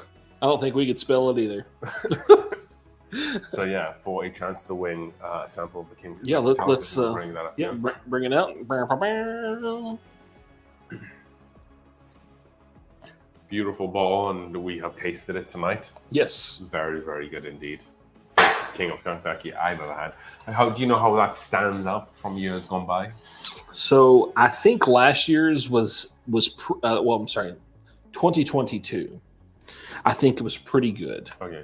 I believe this, with one additional year, was better, more rounded, more viscous. I think the flavors were comparable from the previous year, but I think the overall mouthfeel was slightly better on the 16 year. Gotcha. And I think if you guys are not a member of my bourbon group, someone posted the stats for the new 2024 King of Kentucky on there. It is going to be a 16 year as well. Oh, okay, nice. Yeah, and I think the 16 year just adds a little bit extra. Yeah, I think that it needed something. Really helps with some of the sweetness outside. Yeah. We'll keep this open for a couple more minutes. Yeah, we'll do it until 9:25. 9:25. So if you have a chance to win a sample of the 2023 King of Kentucky, type Duffy into the chat, and we will count everything up, and then we will get an automatic spinner, and then we will go from there. Yeah, I'm really excited, man. I think that I think someone's going to really enjoy this sample. Yeah. I'm going to make a label for this, guys. I'll take like a picture of the label, and then I have a thermal printer. I will print the label onto the bottle for you guys. Nice. How many people we have here tonight? Right now, we currently are at 41. Nice. Right after the giveaway, let's do a roll call, see what everybody's drinking. I'm kind of curious. Yeah, me too. I think as the night comes on. Friday night. This is the first Friday night live stream. Friday night. So we've done a Monday. We've done Monday. Did we do a Tuesday? We did do a Tuesday. We're going to try to do every day of the week. Yeah. So we can encapsulate the whole audience. I know people have different work schedules. Yeah, I'd like to know how many people want to see one done in the day that ends in a Y. There you go. We will do Saturday, I feel like, maybe next. We'll have to wait and see what happens. Yeah. This one just worked out. We're on vacation. We wanted to give you guys an opportunity to be able to join into a live. I know Mondays is kind of hard for a lot of people because you got a lot of stuff going on. It's like the first day of the week. And then we do Monday chug days, kind of decompress from the crappy work day, going back to work. Everyone's like, whatever, freaking hate work. Do a little chug day videos, post it in the group. Everyone's having a good time. What group is that? That's my private Facebook group, That Bourbon Dude. If you guys are not a member, please jump in there. We do a lot of really fun stuff in there, and we share information on bottles, where you can find stuff at great prices. If you see a picture or see a bottle, take a picture, snap it, send it in the group. Let people know where to pick up something at a good price. We try to help everybody out. Cool. So the telephone lines are now officially closed on the competition. Oh, we got one. Oh, 9:25. Closed. There we go. Let's count them up. So Let's please count them bear up. with us. But get in the chat what you were drinking tonight, right? Yeah. While we're counting up, everybody drop in the comment section what you are drinking right now.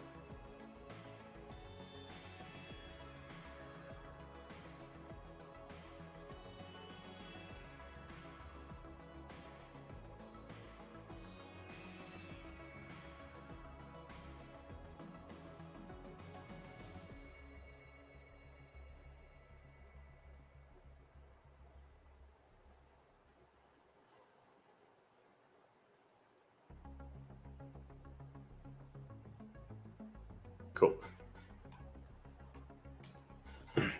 So yeah, thank you for everybody for entering this. We'll finish counting these up and then we'll get this sample over to someone. And this is my first time trying King of Kentucky, and it's a brown format product. So if you're someone who likes Woodford Reserve, Jack Daniels, if you're someone who likes Old Forester, this is going to be right up your street. It's maybe not as sweet as some of those other distilleries, but in terms of that flavor, like the charred American oak barrels, yeah. So I think that. Yeah, that's the same number I have. I think this is going to be perfect for those who really enjoy that. Are you counting the one after the close sign? I don't think so. Okay. No. Okay. Yeah, I counted down to where you said closed. Cool. So we have 39. 39 entries. So good luck, everybody. Let's hope an advert doesn't come up again. Some technical. Yeah, I apologize. I should be more prepared, guys, but I'm cheap and I don't want to pay this $8 a month for this thing. Doesn't deserve it. Okay, guys, here we go. 15. It's a nice, easy one.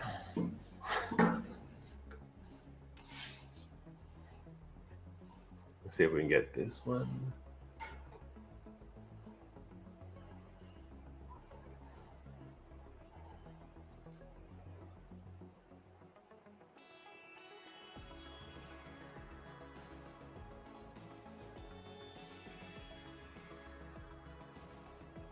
Cool. Congratulations. Congratulations, Terry. Mr. Terry Pringle. Go ahead and shoot me an email over at charles@thatbourbondude.com and snap a picture of your ID because I need to make sure that you are 21. Obviously, your profile picture looks like you're 21, but I look like I'm like 12 when I'm in a profile picture, so it's kind of weird. But yeah, don't want to get in trouble for sending underage people alcohol. So I feel like off but on topic a little bit here. I feel like the USA has a pretty strict relationship with underage drinking. Yes. Where in the UK, I think it's almost like a rite of passage. Mm-hmm. Like when you're underage, you kind of just get people to go into a store to buy you alcohol, and they will do that for you a lot. And even when you're at bars in the UK, if you're underage, they'll still let you have food if you're with a parent or guardian and drink a beer with your food. I think we just have like a little bit of a different relationship with alcohol. So that aspect, it's kind of like a gotcha thing. It's like a game for people. Like, oh, I got me one. I got an underager. I'm gonna kick him out. Gotcha. I say, yeah. It's like a win for someone. Yes, it's a leg up. I mean, he's making $12 an hour being a door guy, and he's like, oh, I got a 20-year-old 9 month out of here. He's gone. He's out of here. Yeah, we're taking his ID. That little bastard. All right, let's see what everybody's been drinking. Let's scroll up here. We got a lot. Let me okay, we got Woodford Double Oak. We got a Nashville Barrel Company Rye Jack 10, another Double Oak, Old Forester Barrel Strength. Nice. Someone's joining us for the barrel strength. We got a Knob Creek Store Pick from Turtle Creek. Dang. You know what? Let me just say this. Why does Turtle Creek have to be a 45-minute drive from every time I'm in Atlanta?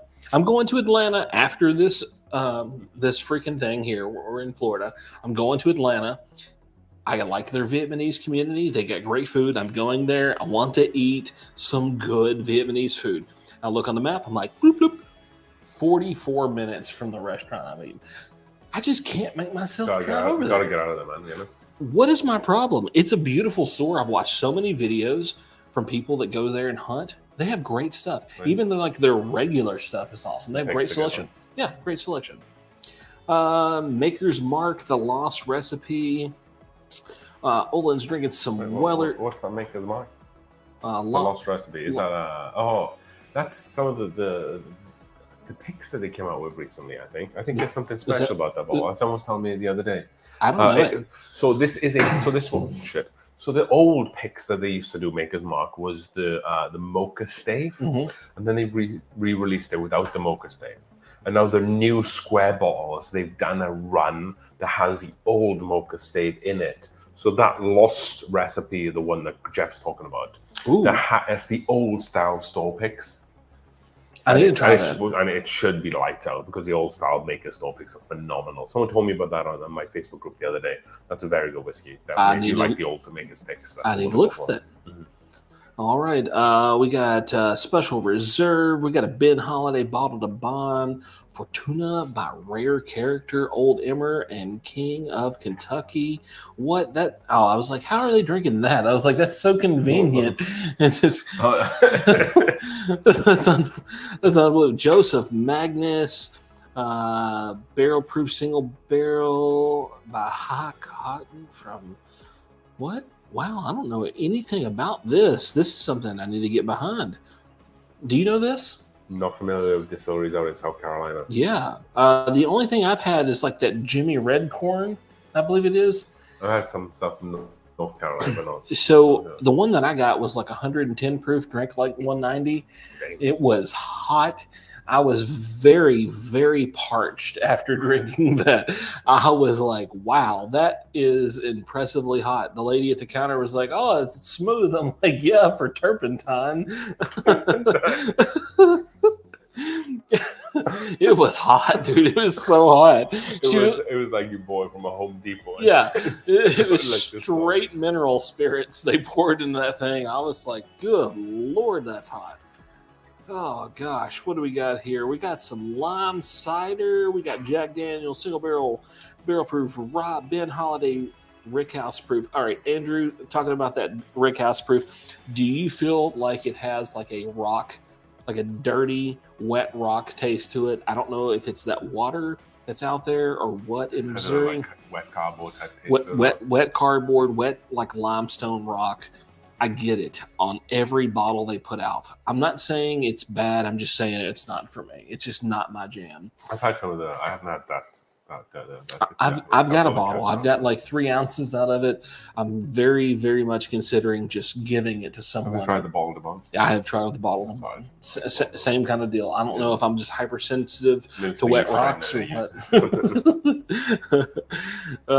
Jack Daniel's Single Barrel Proof Rye, Northside Vanilla. What in the world is that? I don't know nothing about that. Somebody help me out here. What is that? A lot of Brown Foreman love tonight.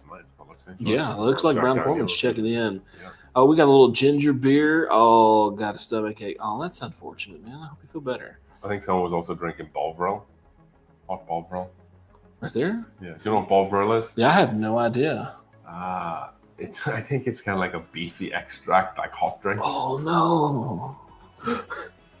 It's kind of like it's like a liquid steak. It's kind of like a bone, like I think like a broth sort of drink. Oh, okay. Like, you know?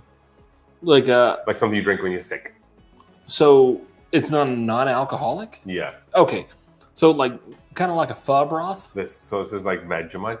Oh yeah, I know. They put a little bit in hot water, and it's like that like yeasty broth, like, you know. I'm very confused with that. Is it like that's not an American product? Where's that come from? Yeah, they sell it all over the world in different variations. You can have like Marmite, you can have Vegemite.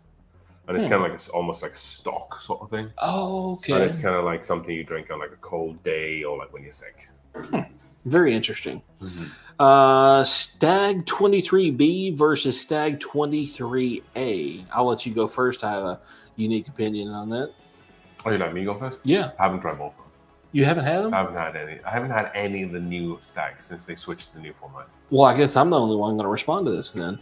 All right. So I think that 23B personally kicks 24A's ass. I don't know if it's just maybe my bottle has opened up substantially more than the other one.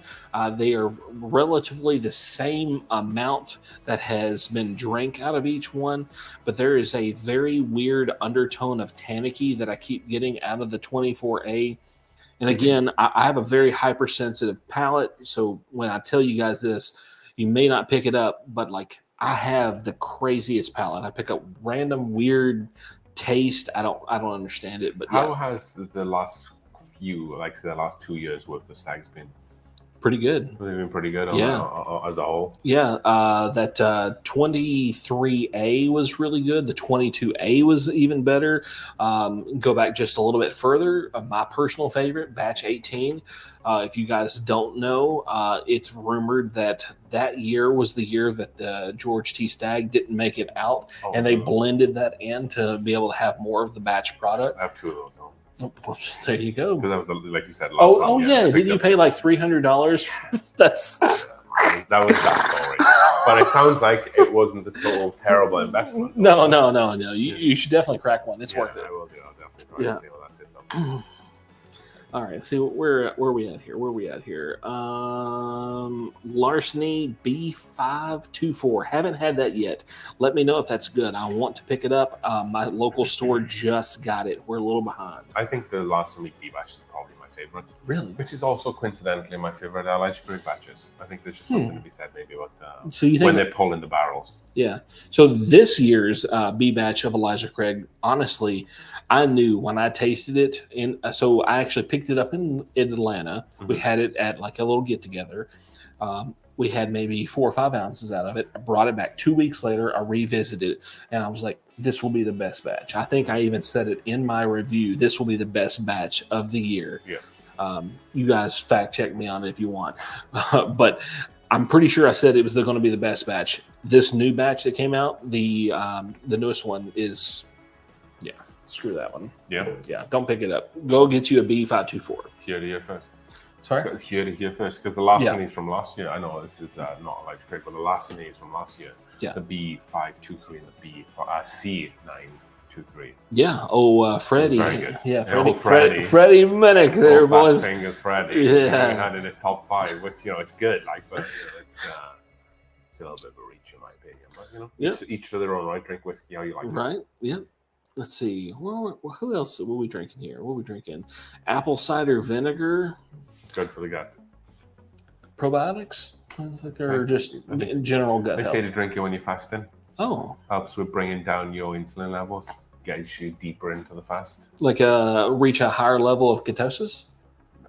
Probably in effect from bringing down insulin levels, I can imagine. Yeah, so that's what's that all about. But maybe there's a dietitian who helps shed some light on that. Well, welcome to Dietitians for Us with Charles and Patrick. Dietitians by whiskey drinkers. The more you drink, the more you know about stuff you don't know anything about. There you go. Yeah.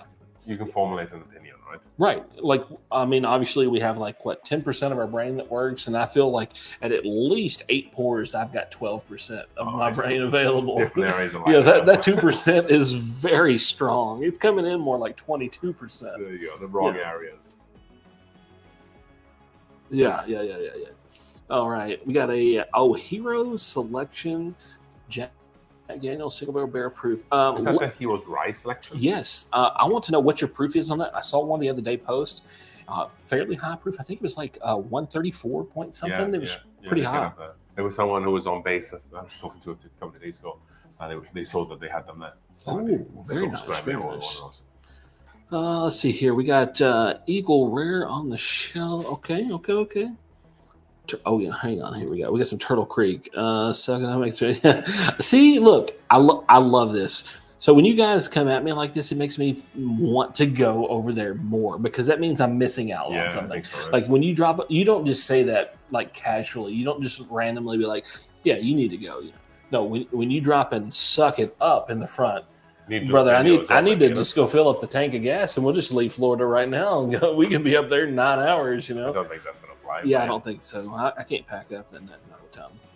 Let's see. Has anyone had the rare character Ellie batch 1? If so, thoughts? I have not. Anybody in the group here? What do we got? I think the rare character didn't they just release today?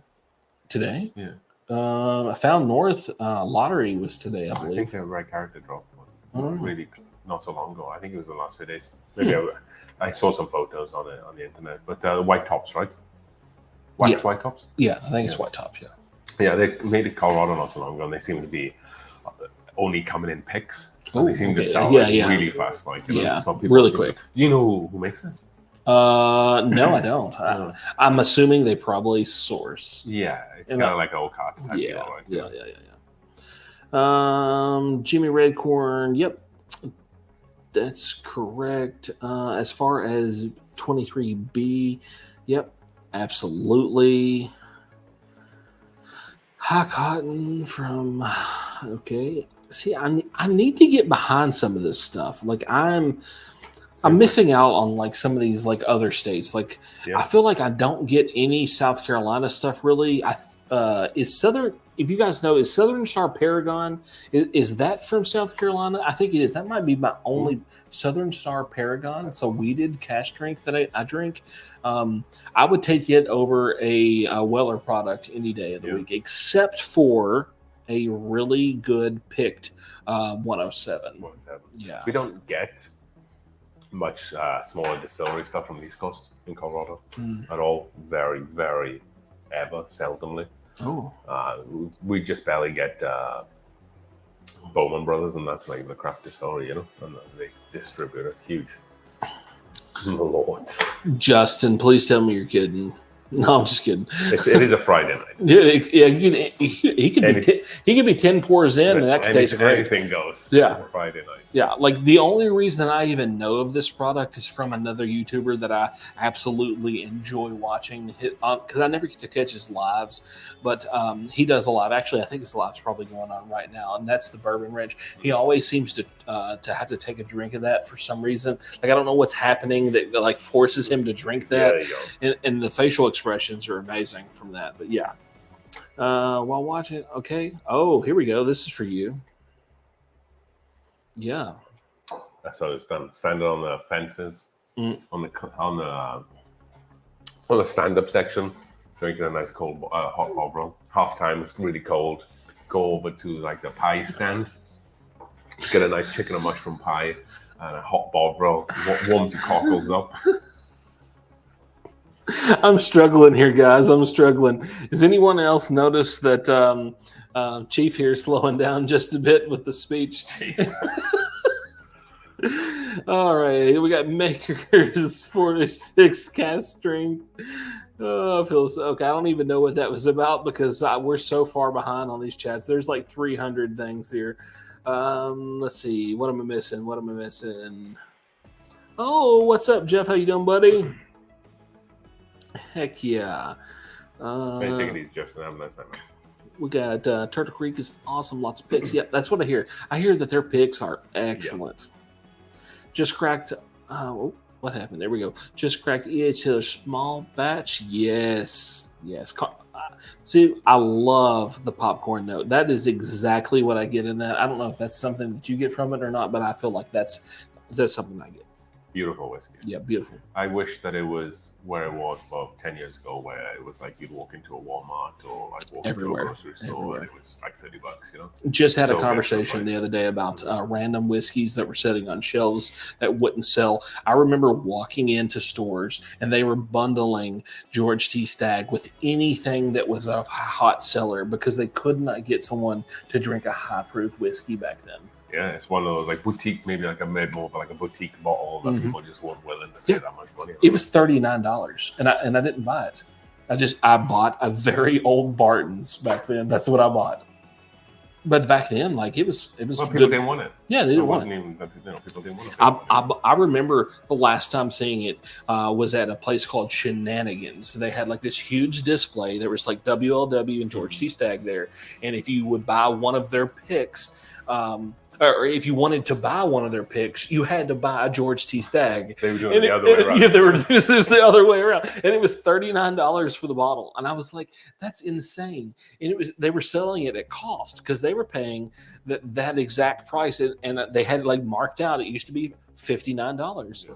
And couldn't get out. Yeah, and I wouldn't buy it. I bought a very old Barton's, and I was very happy with it. But like back then, very old Barton was very old. Yeah. Like some of their stuff was like 15 years old at that point. Yeah, at 100 proof, it was amazing. Moved off from that now. Yeah, times completely changed.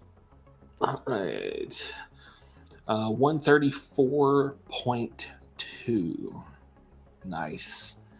Yep. Southern Star Paragon and the double rye. I have not had the double rye. I've only seen it. Pardon me. I've only seen it online. I have not seen it in store. I need to freaking get one. Smoked out barrel, nice. Yeah. So, do you think that it's better than a George T. Stagg, or do you think that it's different enough that would be a competitor? Like, things don't have to necessarily be like, hey, this just beats this because it's like equally as good. I think things can beat something if it's so far different that it gives you a different experience than something as well. It gives you a little bit of a different angle. Yeah, different angle, exactly. Kind of just like Maker's Mark and Weller. Yeah. Yeah, I think Maker's Mark isn't necessarily better than some of the stuff that Weller does, but it gives you a different angle, different flavor profile, and that might be appealing to different people. Yeah, so, yeah, absolutely. You can just offer something different, and that sometimes it's good enough. This is good. Oh, is it man. that time already? Oh, wait a minute. Wait a minute. Carl's catching some heat. Wait a minute. All right, ladies and gentlemen, let's go ahead and crack this thing up. This is the. We have it, Aaron. You can't have it, Aaron. If Aaron says I've slowed down, I have definitely slowed down. That man is keeping track. He's got tabs. He's only like 7 ounces in. He needs to hurry the hell up. So this is a Hard True Sweet Mash Rye single barrel. Yes, it's a Total Wine pick. Yes, I know that Total Wine usually sucks at their picks, but I have faith in Hard Truth's product, so I believe this is actually going to be pretty good. This is coming in at 61.2 ABV. You got that? That's a nightcap. Puts you to sleep, that stuff. 122.4. This is actually the highest proof one of these that I've gotten. Does that even have a... Okay. Oh, jeez. Ladies and gentlemen, I have freaking screwed up again. I'm awake. He's up. What the heck, dude? I can't see. There's one there, but it's sitting below the cork. Below the what? Cork. Oh, there's a K on that. Usually it has an R in that word. Welcome to late night. Yeah, welcome to the late night. We've officially... Oh, no, we haven't made it. I'm sorry. Here, I'm going to let you... Because I don't even have fingernails. See that Welsh strength. There you go. It's down here. Do you have a knife? I feel like we need a pocket knife for that. You know, if I was at my station, I would just spin around. Everyone knows that I spin around and grab off my small sword, and I would slice it. I'm a bit of a biter usually. You're a biter? That's weird. There we go. Don't bite me. All right. I'll be back. Something tells me that when he comes back, he will look substantially different. I'm not going to use it.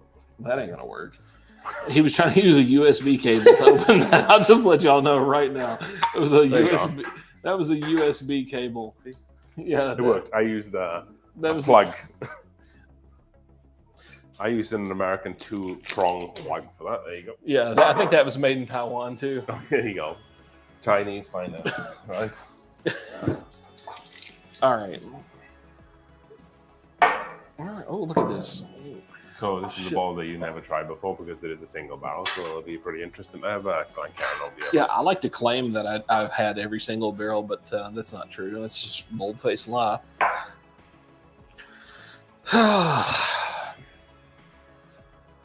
Long hesitation. I like the awkward pauses. You know, my favorite part of this ball, because I think you brought one of these to Kentucky before. These corks are really awesome. Like, I think I showed this to the camera last time. But it has, I don't know why. How'd your face? There you go. So it kind of has this like really like it's been extracted straight from the tree. It has this like barky texture on top. Like a dog. Cork as well. Super light. Oh, hey, you know what? I'm just aiming to bring this back to you. I brought this from Kentucky. This is your glass. So finders keepers, you know. Anybody else play finders keepers on here? What did you do? Did you lick it? No. I was just saying that it's a really nice cork, like, you know. As far as corks go, whatever that was. You got another glass coming in here. Here we go. So how much does the ball like this set you like? So this is actually amazing. This single barrel was like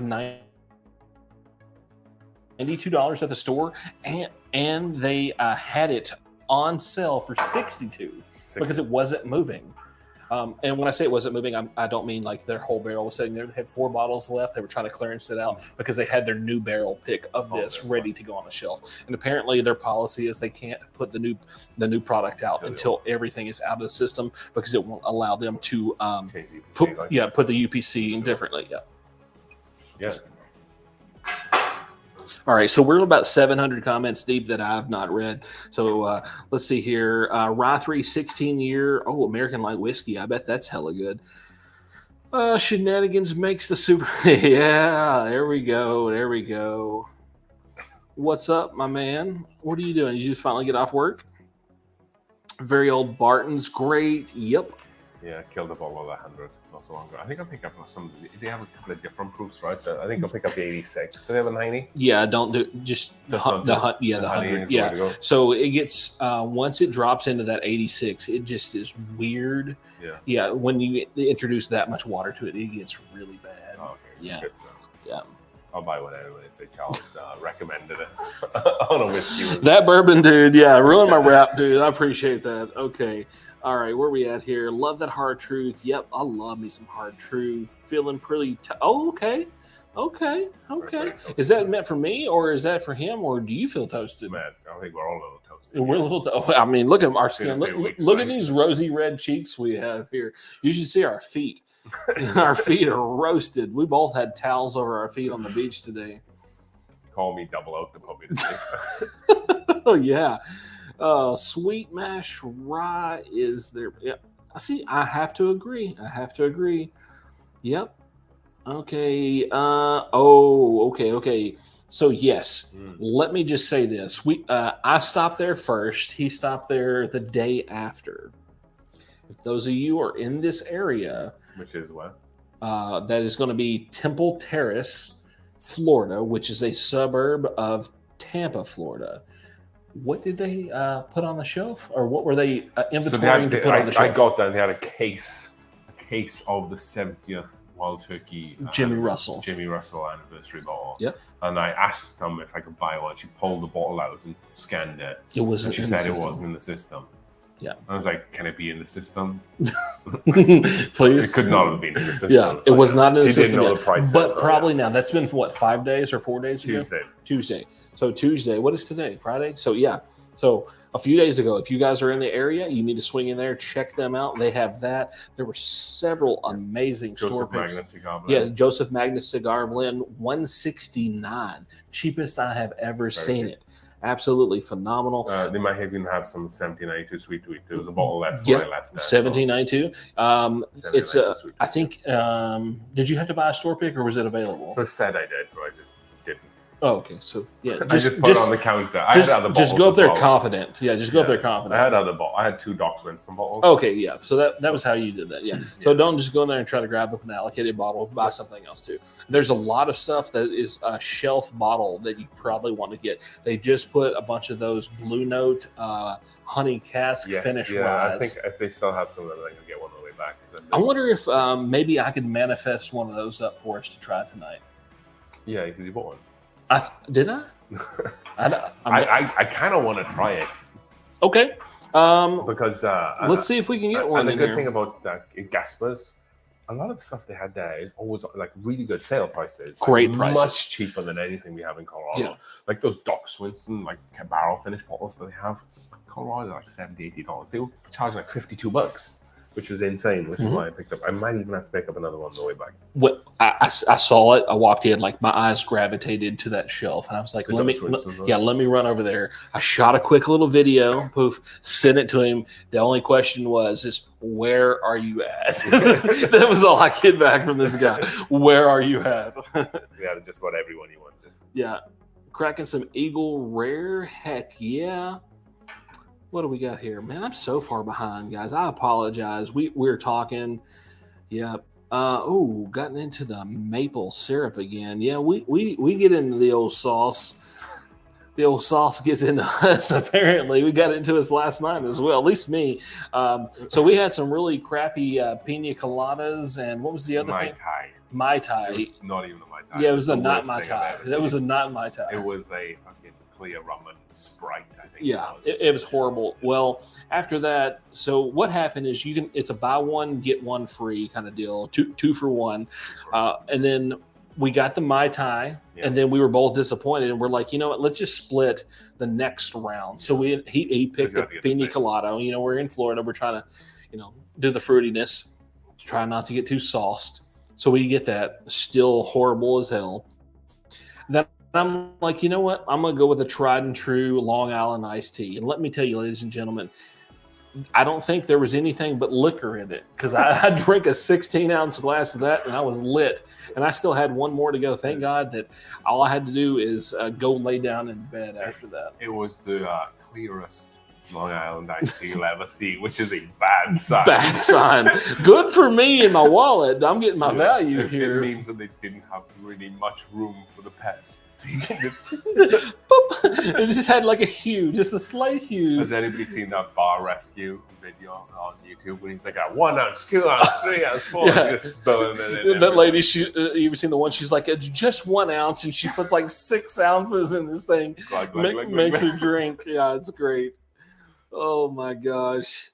Anyway, yeah. So let's roll call it again. What's everybody drinking? Everybody's wanting to know. I know I'm really far. No, actually, I'm not that far. Gasper. Yep. What store? Gasper. So that's Temple Terrace, Florida, right outside of Tampa. Yeah. Beautiful store. One of the prettiest stores I've ever been in. They have beautiful backlit shelves. Your bottles are right there. It's a restaurant next door. Bar, yeah, and they have great pours in there. They do I think it was the Giants. I didn't go into the bar restaurant. Yeah, so they host like a football event there. I think it's for the Giants. I believe it was. I may be misspeaking on this, but it was some football team that they have the like Giants did play around that time. Yeah, so I believe that's what it was. They have like a viewing party or whatever. That's there. Like a home base. Yeah, that's because like there's a lot of like Giants fans. Yeah. Okay. Well, whatever. I will say about the store, though, the Gasper store, they make a really good use of the space they have. Like the amount of bottles they get in there. Yeah. It's nuts. They have pretty tall shelves as well, to be fair, but they make really good use of their space. And if you do make it into that store, let me say this.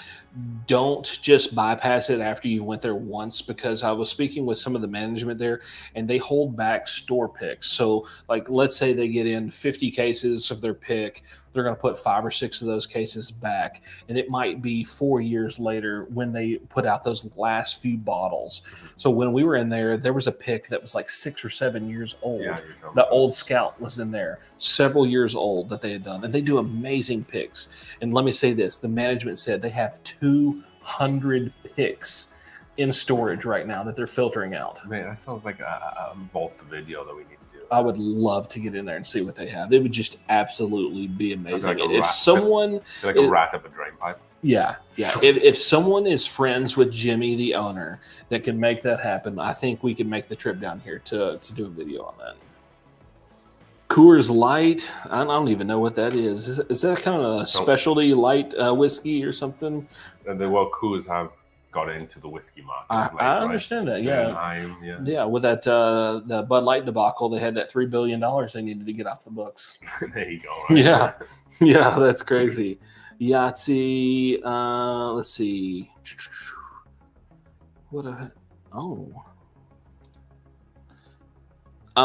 Yes, it is.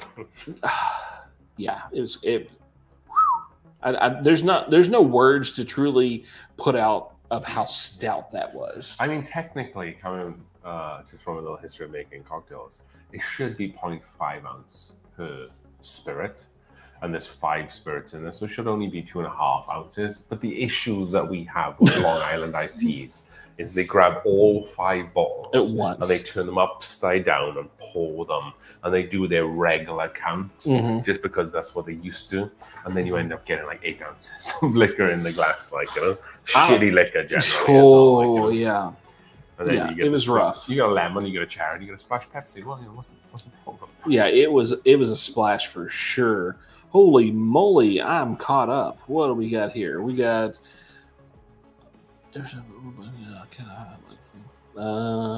Okay, wait, what? think you're saying that sometimes that like a dessert whiskey, you know, is there an order that you should have? So how should you start the night? So, like, is there an order of how you should start the night? I think for me, maybe like I'd like a little bit of like an entry level whiskey, maybe like 50. We both have the same bottle that we'd like to start the night with. So let's not sugarcoat it. We both would like early times. We big early times. So maybe like a first drink of the night, we'll drink early times. Towards the end of the night, you generally drink a little bit, sometimes heavier whiskey. Or if you want to stretch it out a little bit more, maybe you look for something a little lower proof as well. So like now we're drinking like a 61% ABV. Also as well, if I have like a big meal and I want to drink a whiskey for like a dessert after I finish my meal, I'd have like an Old Forest or something like double oaked. A little sweeter, that makes it a little bit more palatable as well. So there's definitely a little bit of order to how I drink whiskey, but sometimes in between those orders, there's just fucking carnage. Yeah. I'm pretty much spot on. I like my entry level stuff, which is my early times, and then depending on the meal that I'm going to be having, will determine if I go with a sweeter pour, like a double oak something, or I go with a more of a I'm going to call it a savory pour, which I would consider like a Knob Creek. Like a Knob Creek as a savory pour. And then if I'm going to finish off with something desserty, then I typically will lean towards something finished. And as far as finished stuff, and I don't know how everybody else feels about this, but I really do enjoy Starlight. They do a great job at finishing products. I don't really think that their baseline product is super amazing, but their finished products are super good. You bought one we were in Kentucky last time, right? I got the toasted. Look at that. Shoot, it just happens to jump into my hand. Daggum Uber. Like the fish. Freaking this Uber liquor is getting really good. So, okay, grab you a glass. So we have Blue Note Honey Rye Cask Strength, a very, very new release from the Blue Note distillery. This is straight rye whiskey finished in honey barrels, 58.58% ABV or 117.2 proof. It is sourced from Kentucky and then bottled by the Blue Note Distillery in Memphis, Kentucky. So I'm wondering if this is where they get their like uncut and unfiltered type whiskey from. Yes, this is rye whiskey, but I'm wondering where in Kentucky this also is from. Do you think Green River? If I was a betting man, and I am, that's where I'm going to go. That's what I was thinking. That's where I'm going to go. Because that was the link up when they did the Tornado Surviving Barrels, because they had that down there, right? Yeah. You don't need the plug for that. You don't really go and get the plug. So, do you remember how much they set you back? 40. It was under 50. Good price. Yeah, I think it was like 44 for a rye cask strength whiskey finished in a honey barrel. That's a pretty damn good price. When it comes to finishing a product, I feel like that if you can get that finished product under that $50 price point, you've achieved something. I think so too. And honey ain't cheap, you know. Mm-hmm. Oh my God, what's going on here? No, you didn't have any. You didn't have any come home with you, bud. I went home and I was in a light. Is that my box? No, those are my good boxes. Not that stupid clamshell shit that they do now. My palate's gonna be off now. I got a piece of plastic in my mouth. See, I remember when we put these glasses away last time, and like we had counted them. I'm like, oh yeah, it's all fine. But maybe I just took the ones that didn't have them. Yeah. Or we just like smashed some. So I only think I ended up of yours that what you brought me on one of your branded glasses. Yes. Yeah. And then we was just filling slots, and you grabbed two of mine, and I grabbed two of yours, and we were even that way. Yeah. Well, it's good that you're enjoying whiskey from the glass that my mouth has been around. Yeah, it tastes weird that way. Tastes like wash. Are you struggling with that ball? What is going on over here? You guys. Has he synthetic fork? Means nothing, but there we go. What? Oh, it happens.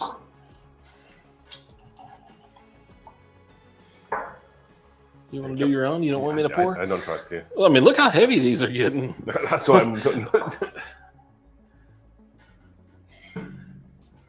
Guys, we're distracted. There's things happening in the background out of our control. Out of our control. We're professionals, but the environment that we're in, we can sometimes struggle a little. You're professional?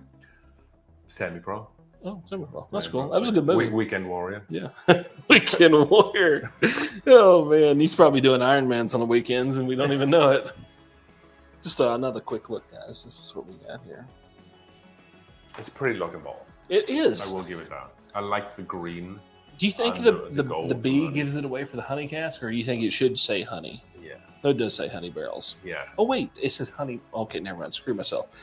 Yeah, because sometimes it can be a little bit confusing. It could just be like a honey barrel, like it's like a very good barrel. Just like honey barrel is another name for just like really nice whiskey. But then this does say honey finished in honey barrel. Oh, it's happening. Damn good. So that's apparently my catchword when we hit a certain point in my streams, and usually it's roughly 2 hours. We're 2 hours 7 minutes in. That's time for the last giveaway. I feel like, right? Okay, all right, let's do it. I feel like we're jibber jabbing a little bit. Yeah, we have 2 glasses that are very full, very full. Where'd you get the other glass from? Well, it's the same kind of glass that you had. I had mine up here in front of everybody, and then you have yours hid behind the laptop. Slacking a little bit. Yeah. Jolly. Cool. So next giveaway, and the last giveaway of this evening, is going to be the Weller, the full Weller vertical lineup, which is the Weller Special Reserve, 107, which is the OWA, 12-year, full proof, CYPD, B, Weller single barrel, and then we're also going to be doing the William Larue Weller from 2023, the one I have on. I'm getting in this raffle. I have not had the Weller single barrel yet. Mate, the Weller single barrel, didn't like it. I thought it was overpriced. Then I went back to it after a year of opening it. Very good. Really? I don't know what happened. I don't know what bourbon elves came in during the night and changed it up a little bit. But do you think you matured a little bit in your palate, or maybe your palate just shifted? I don't know. Do you have COVID in between that? Multiple times. Did you really? Yeah, I've had it go like 4 or 5 times. We got it once, and then like our American genes kicked in. We don't get it again. Well, yeah, that's what I thought too. But I just keep getting it. Just keep getting it. It's because you want a vacation. Rough. I've had it about 2. I've had it about 3 times since having the channel.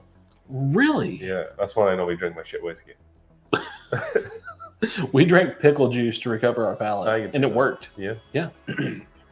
So, what is going to be the keyword here? This is your vertical. It needs to be something very special. It can't just be like a random word. It needs to be something very special. And that special thing, I think, should be the whiskey code. Okay, let's do Weller. Keyword is going to be Weller. You guys are over here typing full paragraphs out. So yeah, this is going to be the Weller vertical lineup from every single bottle of the Weller, apart from the specialty releases, but does include the William Larue Weller. So the Weller Special Reserve, full proof, 12-year OWA, single barrel, CYBD, and William Larue Weller from 2023. Type Weller into the chat for your chance to win that vertical sample set, which is not going to include the Weller label. Sorry, I don't have them. They're just going to be terribly wrote on the bottles of what they are. With chicken scratch. We're very chicken scratch. My handwriting has been described, and my patrons will be able to tell you this, of like a drunk spider. Drunk spider? Drunk spider. Do they typically do that? I mean, like, if you can think of how a drunk spider would write, it would definitely be right there. Huh. Like Peter Parker got high and drunk and was like, let me just remember. Exactly like that. It's okay. Mm-hmm. What have you ever thought about just numbering them and then sending a key? Yeah, probably should do it. It's a good idea. I can type it up next time and just write it out. Yeah. No, I have all these labels that they came with the bottles. So I kind of wrote it on there. Australian spider. So let me touch on this Australian spider comment. I don't know how accurate this is, but there was a photograph that has been circulating on my TikTok of these massive spiders, and then it looked like someone had taken silly string and sprayed over this entire town of spider webs everywhere. Why would they do that? I don't know, but it was crazy. I'm telling you right now, I'm not a personal fan of spiders. My wife is not. Right now, if I wake up and that looks like that, I'm buying a ticket and I'm getting the hell out of there. I'm not going to be part of this system. You know, I don't mind spiders. Just don't come in my house. Just keep yourself to yourself. So right now in Colorado, in the southeast of the state, there is a tarantula migration where there are thousands of tarantulas coming up. Just coming everywhere. For mating season. So they're coming down. So these like Do they make sounds when they horny make? New Mexico tarantulas. They're coming up to Colorado. No, seriously, this is a real thing. You can search it to mate with Colorado tarantulas and like running across roads. And there's thousands of the little hairy fuckers. I'm telling you, this is a real thing. It's a real thing. And it's like a spectacle. Like people go down there and watch them. You have to be careful not to drive over them, but they're just like, yeah, it's big. I just don't know how to even take that. Like, I'm not ever coming to Colorado. That's the gospel. Well, certain times. You know? Certain time. It's kind of like a hurricane, you know, every now and then. So they wanted to know what part of Florida we're in. We're in Cape Coral right now, Which is southwest Florida. Yeah, right by Fort Myers. Yeah. We will give you until 10:12 to put Weller in the chat to be able to be in with an opportunity to get a Weller vertical with Weller William Larue Weller from 2023. It's a hard word. It is it kind of normally rolls off the tongue when you're sober. I like to say just WLW. That kind of flows. That would make a little bit more sense, like Yeah. William Larue Weller. Save them some time. Yeah. So it is now closed. So thank you, everybody. For Until he gets the word typed in. Until I can type the word closed in. Boom. Boom. So Nailed it. Was that the hard truth that you just smashed? The rye? Yeah. Yeah. That was really good. It's good. A little spicy. A little spicier than I expected. Which is a rye, so you kind of understand a little bit about it. Mm-hmm. Okay. So bear with us as we total up these Weller entries. Oh, I should count too.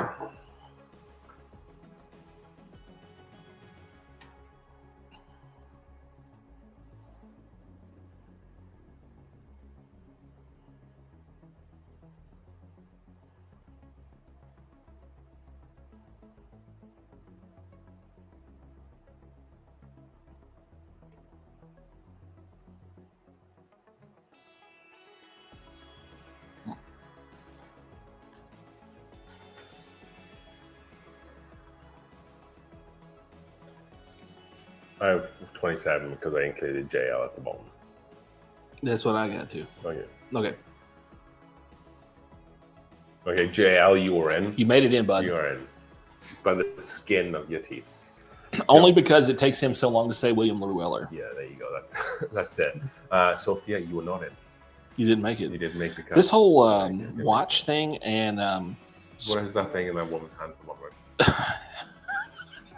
I don't know. Is that a corn on the cob? If corn on the cob had batteries, it would probably be Is this rib for our pleasure. Is this randomizer sponsored by Temu or something? What's going on? It's probably sponsored by like Postivac. So Mark was saying that in California they also have a tarantula festival every year. A festival. So you need to clear yourself up on the tarantula migrations throughout the continental USA. Okay. 27 in. I would really like. Look how thick that is. I would really like one. Like it's 27. It's stuck. Which one are you drinking? Look, that's the hard truth sweet mash. That's in my stomach. That's stuck. Well, it's done. Stuck in my stomach. No, I mean it's stuck on the side of the glass. It's thicker than the Snickers. I want a 27 or a 1. Makes Kathy Bates look small. 27 or a 1. You want a 27 or 1? That's a spread. Let's try again. I don't want a 15. I don't want nothing between. I don't want anything between 10 and 20. I'm sorry if everybody's that. Well, okay, no, we don't want a hotel. So we're back to the hotel thing. It only gives me like a few seconds. Okay, here we go, guys. Oh, we got a 3. We got a nice 3. Okay, so for the Weller vertical, we have 1, 2.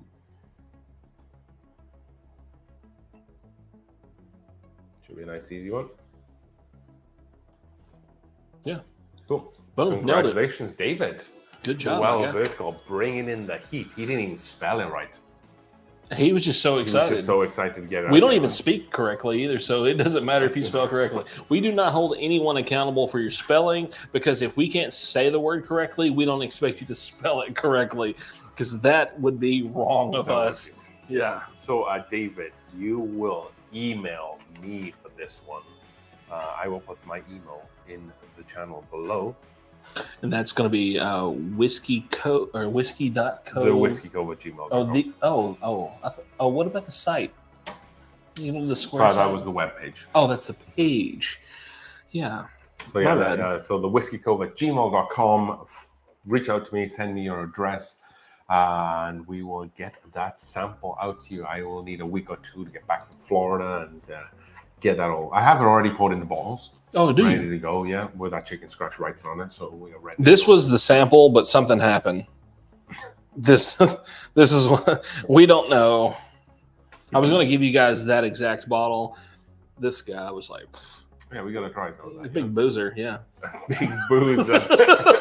Can't keep anything away from this guy. Like, jeez, I went to sleep. I then woke up and I don't know what fucking happened. Don't even know. Oh, man. Oh, no. Was you asleep? Were you asleep, Amanda? Oh, look at it. It's only like, Amanda, is it Eastern time where you're at, or is it Central? I know that like part of the state is half and half. Kentucky? Indiana. Okay. Oh, that's the same as Kentucky as a split time zone? No, we have two time zones in Kentucky. No, you said the same about Indiana. Yeah, well, Indiana has Central and. So it has two time zones. Yeah, correct. Okay, gotcha. I don't think they have three. I think it's just two. Okay, gotcha. Yeah.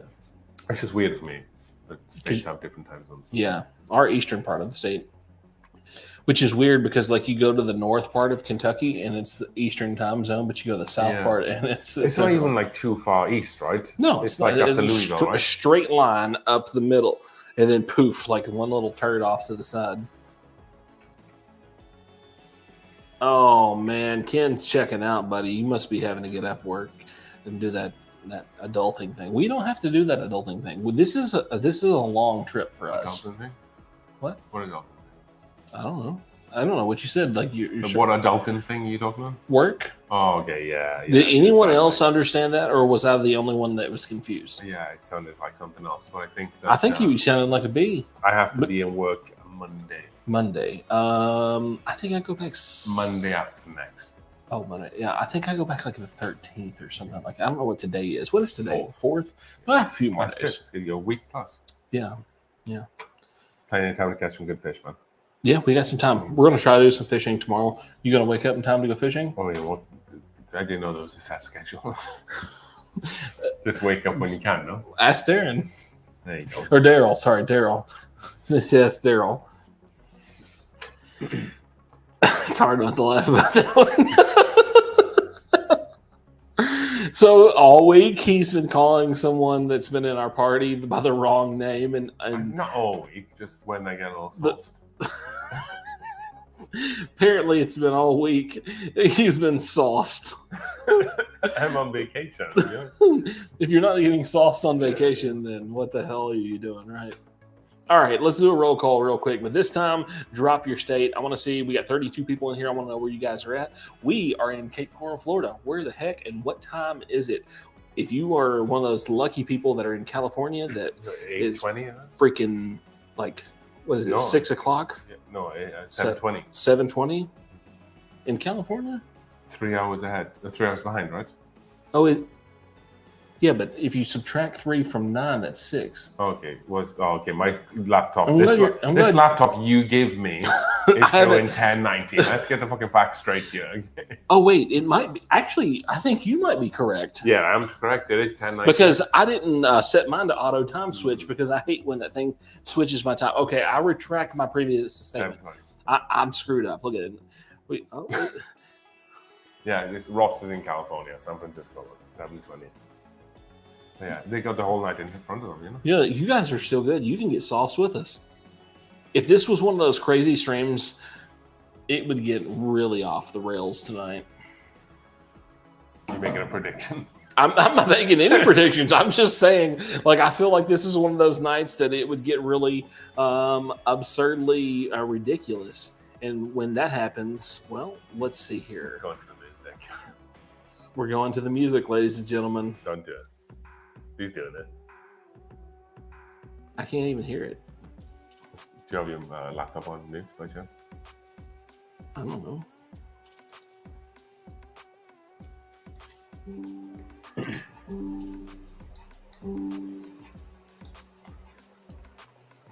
How does that sound, guys? Is that too loud?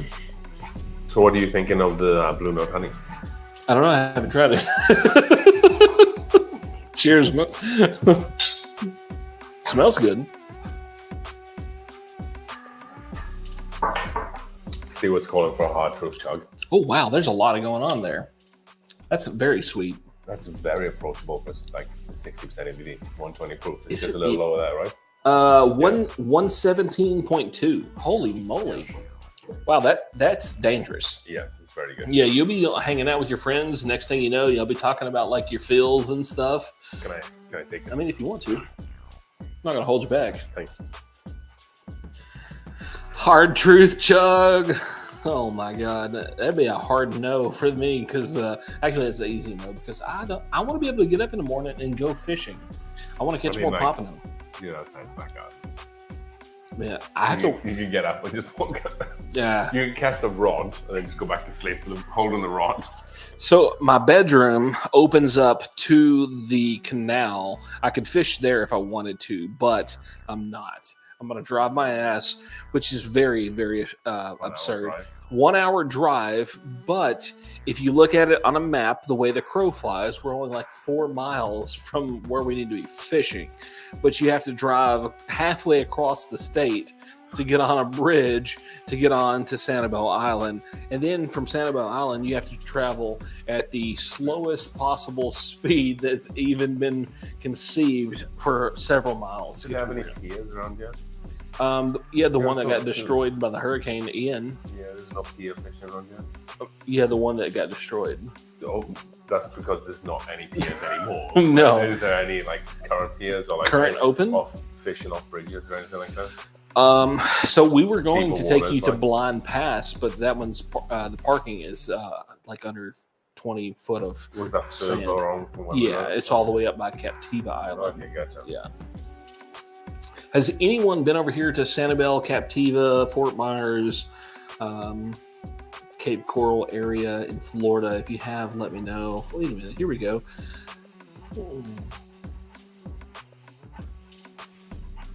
That's for you. What's the closest? I thought that was some kind of like crazy lingo for your country. I mean, like fishing, is it? Fishing? Maybe. Humidity? I don't know. Can you clarify a little bit more, Ross, please? Yeah. Here we go. Honeymoon was on Captiva. Man, Captiva is such a beautiful. Oh, yeah. Golf. Yeah. Golf. I haven't been able to get out, man. It would be nice. Just down here fishing, dude. Yeah, we're just poor people. Yeah, We I don't think have that boats. humidity slows that up a little bit, right, when you're playing golf. Yeah. Because up in Colorado, up in the mountains, if you hit a golf ball, it just goes because the air's a little thinner. But they say that Florida's the home state of golf in the Yeah, US. we have more courses here than anywhere else. Yeah, Like you can- every little subdivision has at least like a 9-hole around Yeah, here. I've seen that. Yeah, which just is nuts, everywhere. like, yeah. Unbelievable. And on top of that, they have like these beautiful water features out there, amazing lakes and stuff, Yeah. and they don't let us fish them. And people, like I've seen YouTubers sneak into these lakes Follow and fish, catch massive largemouth bass, like record Really. massive. Because they've just been sitting there. Yeah, just and chilling. fish for years, They've just been eating fucking bluegill for years, just getting fat and sassy. Love it. Mm-hmm. All right, where we at? Here we are. Where we at? So Captiva, that's like the last island? Yeah, that's the last So what island. do they have out there? They have an island. Is there like a In the- resort or like hotels out there? Yeah, there's like some restaurants, kind of fun stuff. Very, very high-end homes there. So like you basically take a boat out there. No, you can drive there. Sounds like a long drive, all right. From where we were 30 at, miles an hour boats. Get that by now. if we left We leave now. no, we could be there really quickly. But as long as we were in a car, no, we wouldn't be there until sunrise. Yeah, no, it's very beautiful. They have amazing houses. You should take the trip. Yeah. Like tomorrow, How instead far away was it from? where you were at today, 4 miles. Oh, is that all? Yeah, Oh, okay. yeah. Just turn left from where we were at. and then On the way out. yeah, and just go out there, and then you'll run into basically Doc Ford's. So Doc Ford's, yeah, it's a restaurant, and that's the only place to turn around right now. They have the other turning around that's kind of screwed up. Good souvenir shops out there too. Maybe I'll grab a fishing rod and fish off the bridge. You can take it. How long is the hike in? So were the people fishing off the bridge when you were there? No. Okay. So I'm considering Ubering. If I can get an Uber on the island, someone to drop you off. Drop us off. I'll go all the way back to that parking lot and then get an Uber. Like, 5 miles. Yeah, it's a few miles. You can't get an Uber out there, though, right? Yeah. Unless there's one out there. Yeah. Because I don't think there's Ubers on the island. If I open the app and there's one there from the mainland, maybe. All right, we're missing out. Venice. Hey, talking about Venice. So let me give you guys an idea. When I vacation, I have to take a pre-vacation to get warmed up, get in the mindset of vacation mode. And I went to Venice, and that's what I did. I went shark's tooth hunting. The first day, I found 82 shark's teeth. Yep. That was the most ever, and I've only went one other time before, and I hunted for probably 10 minutes because I didn't have the correct stuff. I kind of got in the water, looked around, noticed everyone had these really nice little sifts and these little cool rakes, and they were doing little jigs and stuff, and they were dumping their shit in there and panning for gold kind of style. Yeah. I didn't have that. I didn't know that you could even buy it down here. So you got a whole shark tooth necklace now. Yeah, I could look like the Predator. Does the Predator have a shark tooth necklace? I think he does. You got it from Danny Glover. Yeah. Yeah. Oh, here we go. What do we got here? Look here, guys. Magically, here's a couple that I'm taking home to put in a anniversary whiskey bottle, because this is my anniversary. In the bottle? Yeah, in the bottle. In the whiskey bottle? In the whiskey With bottle. whiskey? Without whiskey. It's actually sand from the beach. Okay. Because I thought you were going to... We have a lot. There's a lot of stuff. We have a lot going on. We have lots of stuff. We have helpers tonight. I'm trying not to knock very expensive paintings. This is like a sifter. You sift up shit, and you do this motion, and shit falls out the bottom, and then the big shit is still in the thing, and then you look through the shit to find shark's teeth. And here's a couple that I'm saving for the home trip. See, look here. Hide your face, Patrick. It's not working. There it goes. That's one of the teeth that I found. I have several, but I'm putting these into a whiskey bottle because this is my anniversary. We put some sand in there, being very nostalgic. There's sand all over the table now. So being kind of nostalgic, anniversary, doing stuff and things. Yeah. So yeah, you could literally replace all your teeth with shark teeth if you wanted to. Right, I would. You'd probably have to go to Turkey to get that done. I mean, we could be in Cuba in freaking a couple hours. Yeah, a couple hours, 2 hours and 10 minutes. Yeah, I did not bring the jet ski down here. I do typically bring a jet ski, but we had such a large party. I felt like it would be disrespectful to leave everybody on the bank while I was zooming around, dropping birds on everybody. Listen to, Paul Wall or something. Do you normally take the rod with you?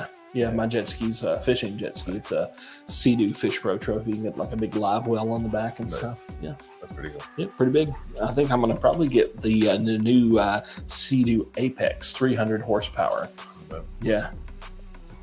Crazy. We really got off course there for a moment. Okay, what happened here? Megtooth. What? Dang. I did not find any megalodon teeth. Have you ever found them? Sorry? Have you ever found megalodon teeth? I have not, They're no. huge, right? Yeah, they're quite large. What'd you think about that Apex? Very nice. That's a bad mother. It's a long yeah. And then once... You have to get a specialty jet ski trainer for that? Yeah. Big mamma jamma. I had a kind of a custom ultralight one to help with the traveling. Nice rig. We're going to take that probably out of Holliver Inlet over to Bimini Island in the Bahamas and do a fishing trip. So we're going to make that 42-mile open water journey across over there. Hopefully we don't die. I'm going to like attach beacons to our body and they can find us. You're going to go to Bimini Road? I don't know where that's at. Bimini Road is this like half submerged structure, half out of water structure that looks like a road going into the ocean. You know Graham Hancock? No. He's like this kind of like journalist / historian. Kind of spends a lot of time on John Roman's podcast, a bunch of other things, and he talks a little bit about like this lost culture that happened. Oh. And Bimini Road was one of that. And there's a road on Bimini Island that looks like goes it's down. like a real like steps going down. Wow, that's pretty cool. Potentially built years and years ago. So I don't know that I will. I mean, like it seems pretty cool, but I'm going to focus on the fishing aspect. Sure, yeah. I don't That's in know. the water, so you know. Yeah, I can just ride right up to it and look at it. I'm going to go to Chep Cay and check that out, and then we'll probably head over to the mainland. Specifically, the reason why I want to head to the mainland because every year I get a week's vacation in the Bahamas at the Atlantis Island Resort, courtesy of Caesars Entertainment. So I need to go cash over there. in on that. Cash in on that. I only have to pay the taxes. Yeah. It's like $60. You're not buying a flight or anything. No, I'm just riding my jet ski. Like $30 with the jet ski fuel, and I'm not over there. Yeah, that we really get off track real easy. And that's late night. Yeah, late night. I mean, this actually isn't even a 50% live stream for you and I because we went 6 hours on our first one. Who talks for 6 hours and didn't say shit? You. Okay, fair enough. Who's she? But yeah, this blue note's great. Yeah, I'm thinking I'm gonna have to pick up a ball of this. Yeah. Like I said, cash strength, you're not really getting that. There are some honey sweeter notes with it. Yeah. I'm getting a little bit like, it does get really like musty. Yeah. It does. It have feels like like there's some note older juice in it, I man. could see that. Like there's nothing you thought about it. No. This is very balanced. Later, Earl. Oh, David was just in Nassau. Very nice. I always want to go to Nassau. Where? Nassau? Natal? Nassau? Nassau. Nassau. Nassau. I think Nassau is the correct. No, I don't think so. Nassau. Nassau. Oh, Yeah. Nassau. Fuck. We're going to get this guy hooked on phonics. Yeah. One of the pirate capitals of the world, that place. Is it? Yeah. Big hub back in the day when the Brits owned it. A lot of pirate activity around that part. Like, I feel like you guys owned a lot of stuff that you don't own anymore. Nassau was one of them. Oh my God. Well, I mean, like, I consider myself as a Welshman. Yeah. As a Brit, but yeah. Yeah.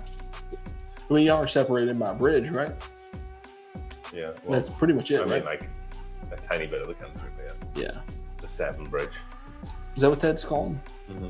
That's where they have that Bridge, yeah. salt marsh beef that you don't know about? Well, it goes over the Severn Estuary, which is the one we were talking about the other day. This like big tide that we have. I think it's one of the biggest tides in the world, actually, the Severn Estuary. It comes in all the way.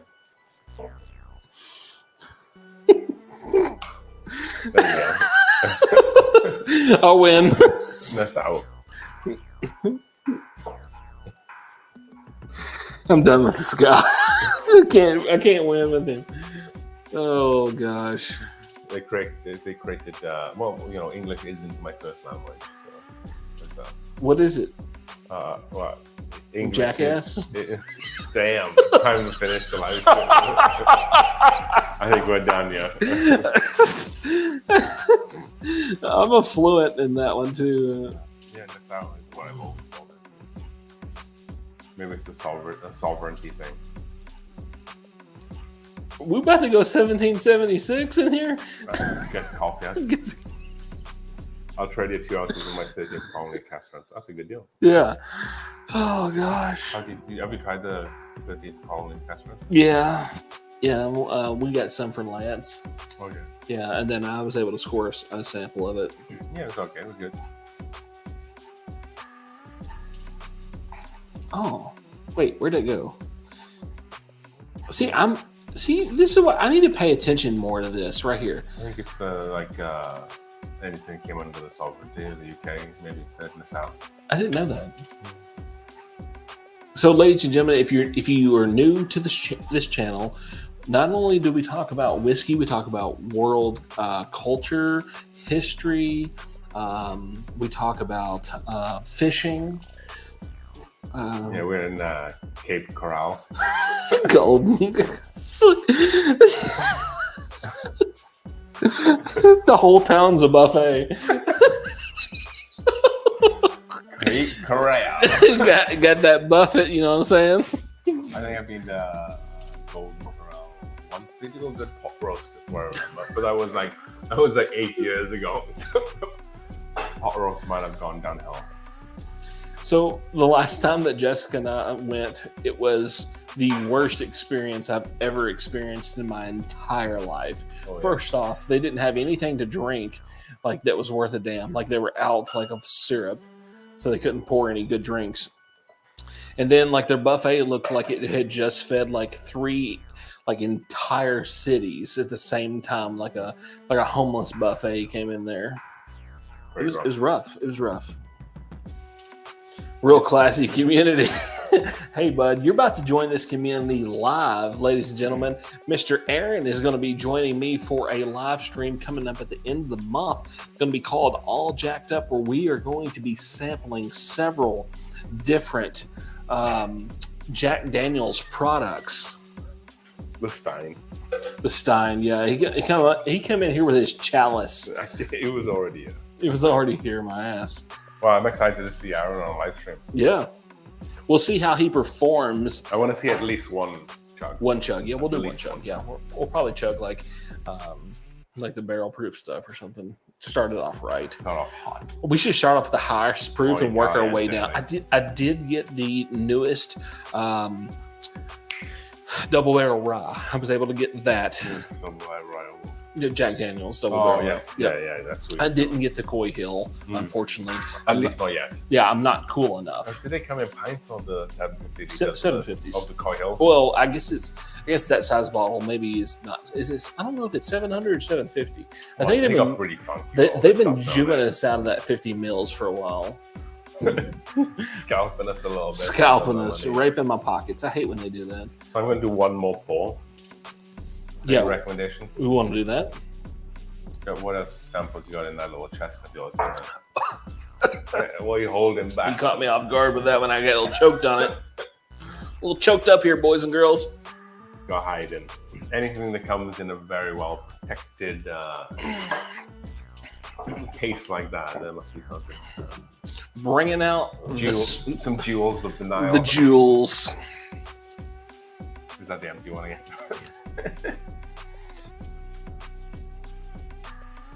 George T. Stagg 2023. I mean, I'm going to twist your arm if you don't. Well, tell me what you have. Okay. Let's tell everybody what you have. So, we've got Jack Daniels 10-year batch 2. Batch 2, okay. Jack Daniels. We got Jack Daniels 12-year batch 1. George T. Stagg 2023. There's a Blanton straight from the barrel.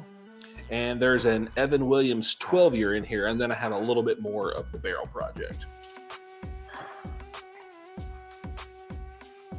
Kind of want the Jack Daniels 12, but I'm sure there's a lot of people on the live stream that would be unhappy if I didn't take George T. Stagg. Let's let the viewers decide. Let's let the viewers decide. Ladies and gentlemen, what do you want to have us drink?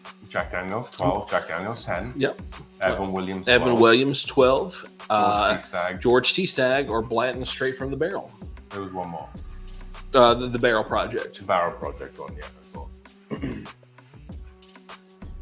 He's coming out swinging. The Jack Daniels 12 is the best in the box. We got a George T. Stagg, Evan Williams 12 for us. You got a GTS. Okay. Looks like the GTS and the 12-year Jack is kind of hit neck and neck. Just yeah. Blend them together? No, I don't think so. Don't believe I'll be doing that tonight. I came off quick on that one. That's just not something I'm willing to do. Yeah, I don't think that's going to happen. Didn't even consider it. Didn't consider. No. That's just all of them. Wow, it seems to be that the 12-year. Yeah, I think so too. So let's go to George C. Stagg then. What? What are we doing? The George C. Stagg. Okay. Oh, son of a bitch! You're going against the. Unless you were keeping it for. No, I'm not keeping it for shit. I brought it for us. Oh, I didn't drive 1,000 miles before just sit in this case. I mean, like, actually, yeah, let's do the 12-year. 12-year? Unless we want to do a Jessica wants to have split it with us right now. Oh, wait. Jack 12. Okay. Okay, Jack 12 it is, I guess. Okay. Also another first try for me. So I've had the 10. Mm-hmm. Really like the 10. I thought that the Jack Daniel's 10 was a great bottle. And I know you had this as well. Yeah. So how does this compare to the Jack Daniel's 10? I think it's a massive step up. Oh, yeah? Yeah. A couple extra ears just really did it. And then jumping up in proof, really, really good. Okay. Yeah. What was the proof difference? Do you remember? I think we're like at 87. I'm sorry, not 87. 97 versus 107. I believe that's correct. If you somebody correct me if I'm wrong. I can't keep it up. We're drinking.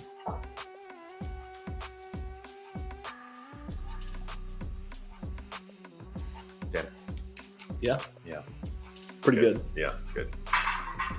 I don't know if it's King of Kentucky good, but it's pretty damn good. So I was reading, when they came out with Jack Daniel's 10, I was reading that they wanted to do like multiple different years all the way up to like Jack Daniel's 25. Yeah. So I think I'm told you were just going to see that constantly. Yes. Like So the 14 is on the way. Okay, so they're trying to do every year. I did a video. Thank you so much. I'll put that on highlight. Like Jack Daniel's 10, 12. So they're doing even years. Then, yeah. The 14 is on the way. I'm not sure if it started being bottled yet or not. My guy hasn't said either way, but it is on the way. It's going to be a barrel proof 14-year. I mean, if anybody has the distillate to be able to pull this off, yes, definitely. Money they have a massive amount of rick houses, unreal amount of rick houses. Have you done a complete property tour, or did you just do the one? I did like the flagship tour. Yeah. You can go up and around the 2 different rick houses. Mm-hmm. So they used to have like a property tour that was just rick house exclusive, and they would like show you kind of like the main 3 properties or whatever, and you got to see like Coy Hill and all the cool stuff.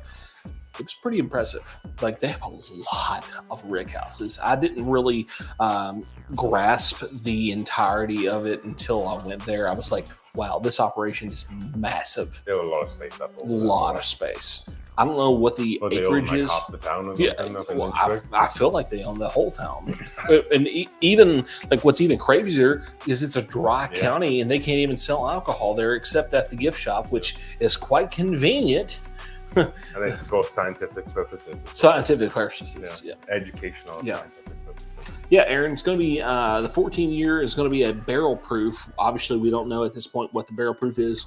They haven't sent out a press release yet, but when they do, I will update everyone for sure. I might make a live out of it. I might just 3,000 acres. Look at there. Okay, now let's put this in perspective. Bardstown's adding another 100 to make a total combined of 400 acres, and Jack Daniel's has 3,000 acres. So an acre is the size of like a football field. I think it's 110 foot by 110 foot. The size of a football field. Roughly, yeah. Like American football field. Soccer pitch. I can't do it. Soccer pitch is a little fatter. A little shorter, a little stubbier, like a chode. I felt like something was happening. I knew it was happening. I couldn't prepare myself for it. It's unbelievable. Ladies and gentlemen, never count this man out for some kind of random pun. 12 square kilometers for our Welsh friend. What's that in hectares? What is this? So we're like measuring up Caesar's Palace? Very good, Jack. Yeah, that's so good. Good balance between sweet and wood. Yeah, a lot of fresh wood there. I felt like it's not as charry and it's like double oak. There's a lot of brown foam and other products. Yeah, but I think that's why darker. This is good. Darker. I think that's why this sets it a little bit different to like the barrel proof Tennessee whiskey. Yeah. If you've had the Jack Daniel's 12-year batch 1, drop it in the comments. I want to see who has had this, and I want to know your thoughts on it, because obviously our palates are all going to be different. What he tastes and what I taste may not be the same as yours. I'd like to know your opinion on it. David's dropping the math on that. Yeah, this guy is good. Like, he needs to be in every live, because this is the guy that will help me not look really dumb.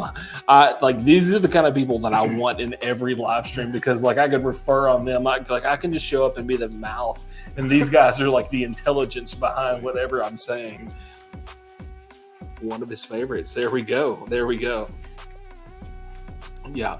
Like, I just run my mouth on these live streams, and I just hope that there's someone that's more capable and intelligible than myself that can make sure that I stay on track. There you go. Like, I'm not that good. I'm just here for the looks. You know? Just here to talk about whiskey. You talk about whiskey and get everything drunk. else just comes off the bat, right? I mean, like, I get paid to drink. I know things. Yeah, and yeah. Let's be honest here. So the most I've made off of a live stream was this last one. I made 11 cents. Jesus Christ! Money bags over here. I'm rolling. Another bottle of King Kentucky. I made 11 cents. So if you guys think that live streams makes a lot of money, this is just us BSing. They do not hardly make anything. We're literally drinking that away. Yeah, I've done a lot of live streams. And collectively, when I was looking today, I have made almost $1 full.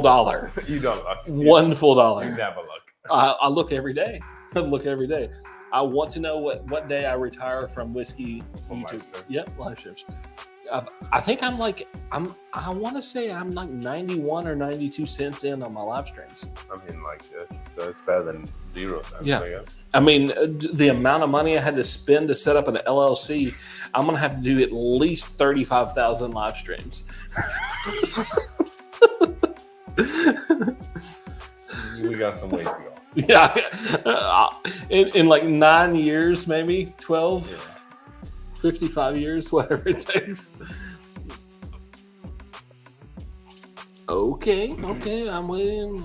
Oh, David, do not wait for an excuse for that bottle. It's an amazing bottle. Glad when we went to Kentucky, I brought it over. Such a good bottle. I really appreciate that. It needed to be in the lineup. Yeah. And we both put it number 1. We didn't get it in Kentucky. You guys got it before we did. Oh, did you guys? Yeah, yeah. We didn't get it until 2 weeks after our stream. Oh, damn. Yeah. Such a good bottle of whiskey. You just need to crack that open right away. That being said, Russell's has a tendency when they put out these really special bottles like the 13 and the 15, the first releases seem to be very good. Do you think that the batch 2 of the 13 was awful? It was so rough. It wasn't anywhere near. Yeah. This one. Because if you remember on this, I think I came in last. Take it easy, Joe. Have a good night, man. I think it came in last for me. Yeah. Maybe in both of us. Yeah. It was either last or it was last for one. It was one of the Camp Nelsons for both of us. Yeah, the Nelsons really sucked for us. I'm disappointed in those. I mean, those are $300+ bottles that a rare breed non-chill filtered. What was it? $70. 70? No. 42 euros. What is that? $58 US. I think it's more or less 1 for 1 these days. Yeah, it's. Oh, is it really? Yeah, I think so. I haven't checked for a few years. Oh, okay. Well, you must not have any. The market changes quite fast. So quick. Yeah, I mean, we just gave like another $1.5 billion, so it's probably really good now. Anyways, moral of the story is if you guys are sleeping on the Wild Turkey non-chill filtered rare breed, holy moly, do not do that. Grab it, grab your friends, take a random trip to Canada. I know that LAX had bottles, and matter of fact, speaking of LAX, they have right now they have the cellar age for $160 on the shelf, which is actually cheaper than SRP now. Yeah, $175. $175. Yep. Yeah. Crazy. 2 bottles of the 15. Son of a gun. Yeah, I totally agree with that. You put one away. If you can get 2. I haven't even seen one on a shelf. I haven't seen one in a drop. Nothing. Like if I want a 15-year-old wild turkey product, I'm going to have to buy it and then leave it in my closet for 15 years so I can get it to the like. That's the only way. Clear distance. Yeah, it's the only way. We are the last. I live 140 miles from the distillery, and I do not ever see these products. Never. Do they do releases at the distillery? They do. They actually did that. The newest release of the single Rick House B or whatever it was. It was at the distillery the other day while we were down here. Was it announced? No, I don't know. I mean, like, I didn't get an email. Did you get one? Yeah, I'm on their mailing list. I didn't get shit. Apparently, they're doing. There should be an online drop soon. I got that email. Oh, well, maybe we'll get that from Reserve Bar. If they don't give that free shipping, I'm not buying it because that was like $47 for that bullshit. Was it? Yeah. I actually managed to get the Russell's 13 on Reserve Bar. Did you really? And I tried so hard to get the 15, but I just couldn't do it. The website just kept shutting down. It was going to shit. We tried to get in for the Old Forester 150th anniversary. Oh yeah. Yeah. So that was a very expensive kind of situation. It was $2,500 a ticket. The wife put them in the cart. She calls me to verify. I say, okay, let's do it. Within that 45-second to maybe a minute and a half, we couldn't get in. Even if it was in the cart? Yeah, it was in the cart and we couldn't get it. What was the whiskey you could buy? The 150th year anniversary bottle that came with that whole package. And it then, was free. Yeah, it came with it. Yeah, it was part of it. And then they had an open bar and you could drink unlimited amount of President's Choice and unlimited birthday bourbon. That's what Lance was talking about. He was able to get in. He got in. Yeah, absolutely phenomenal event. I wish I would have been able to be fortunate enough to get in. Everything happened for you. Yeah. I mean, $5,000 for a event, that's a lot of money. I mean, that would have been like a lifetime kind of thing. Like you would have to drink. I would have to drink 20 points. I would have to go home in an ambulance. I'm just like I have a Ziploc bag in my pocket. Just pour put in the bottle of President's Choice in the bag. Take you with you. You went in there at like 225. You left at 318. Man, that guy got fatter here. What's wrong with him? Yeah. I would have had sewn in Camelback bladders into my jacket. Yeah, I would have left with many liters of their stuff. Why is that guy slushing when he walks by? Should we wrap this thing up? Yeah, let's wrap this thing up. We are 2 hours, 54 minutes. This is a great place to call it a night. We still have 23 people, and I want to say thank you to each and every one of you for being here. That's some dedication to be here this long and watch two idiots get drunk on a live stream. You guys must really enjoy us talking mad smack about nothing important. And where can they find you? Well, they can find me at a couple different places. They can find me in Cape Coral for the next few days. If you can find the beach that I'm on, I'll give you a sample of this. No one's going to find you. No one's going to find me. But if you're that James Bond or that CIA, I'll give you some of that. I'm not going to tell you what beach I'll be on. I mean, it's not going to be that hard. It's a process. It's very hard. I do walk a long ways. When I send this guy a pinpoint on the map, he's like, "Shit, you're really walking that far?" Like. Where else are they gonna find you? Well, they can also find me on YouTube at That Bourbon Dude, and they can find me at the That Bourbon Dude private Facebook group where we do amazing things over there. We do Monday Chug Days. We share bottle information. It's a amazing resource for you guys who are either new or experienced. Mm-hmm. It's not exclusive to experienced people. There's no bottle shaming. No bottle shaming. There's a lot of bottle shaming that goes on in a lot of other groups.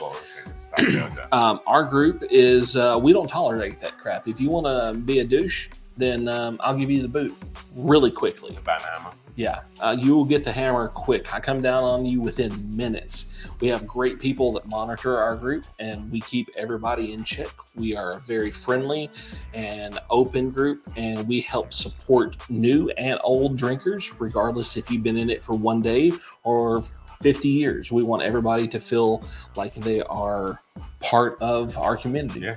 You guys do a good job over there. I love seeing everything come Yeah. And we're growing really fast. We're encroaching on that 500 member mark really quickly. It's very fast group, and I'm super excited to be part of that group and help each and every one do what they can. I'm very active over there. Very active members. We have a lot of great people over there. Yeah. Where can they find you at? YouTube, the Whiskey Cove.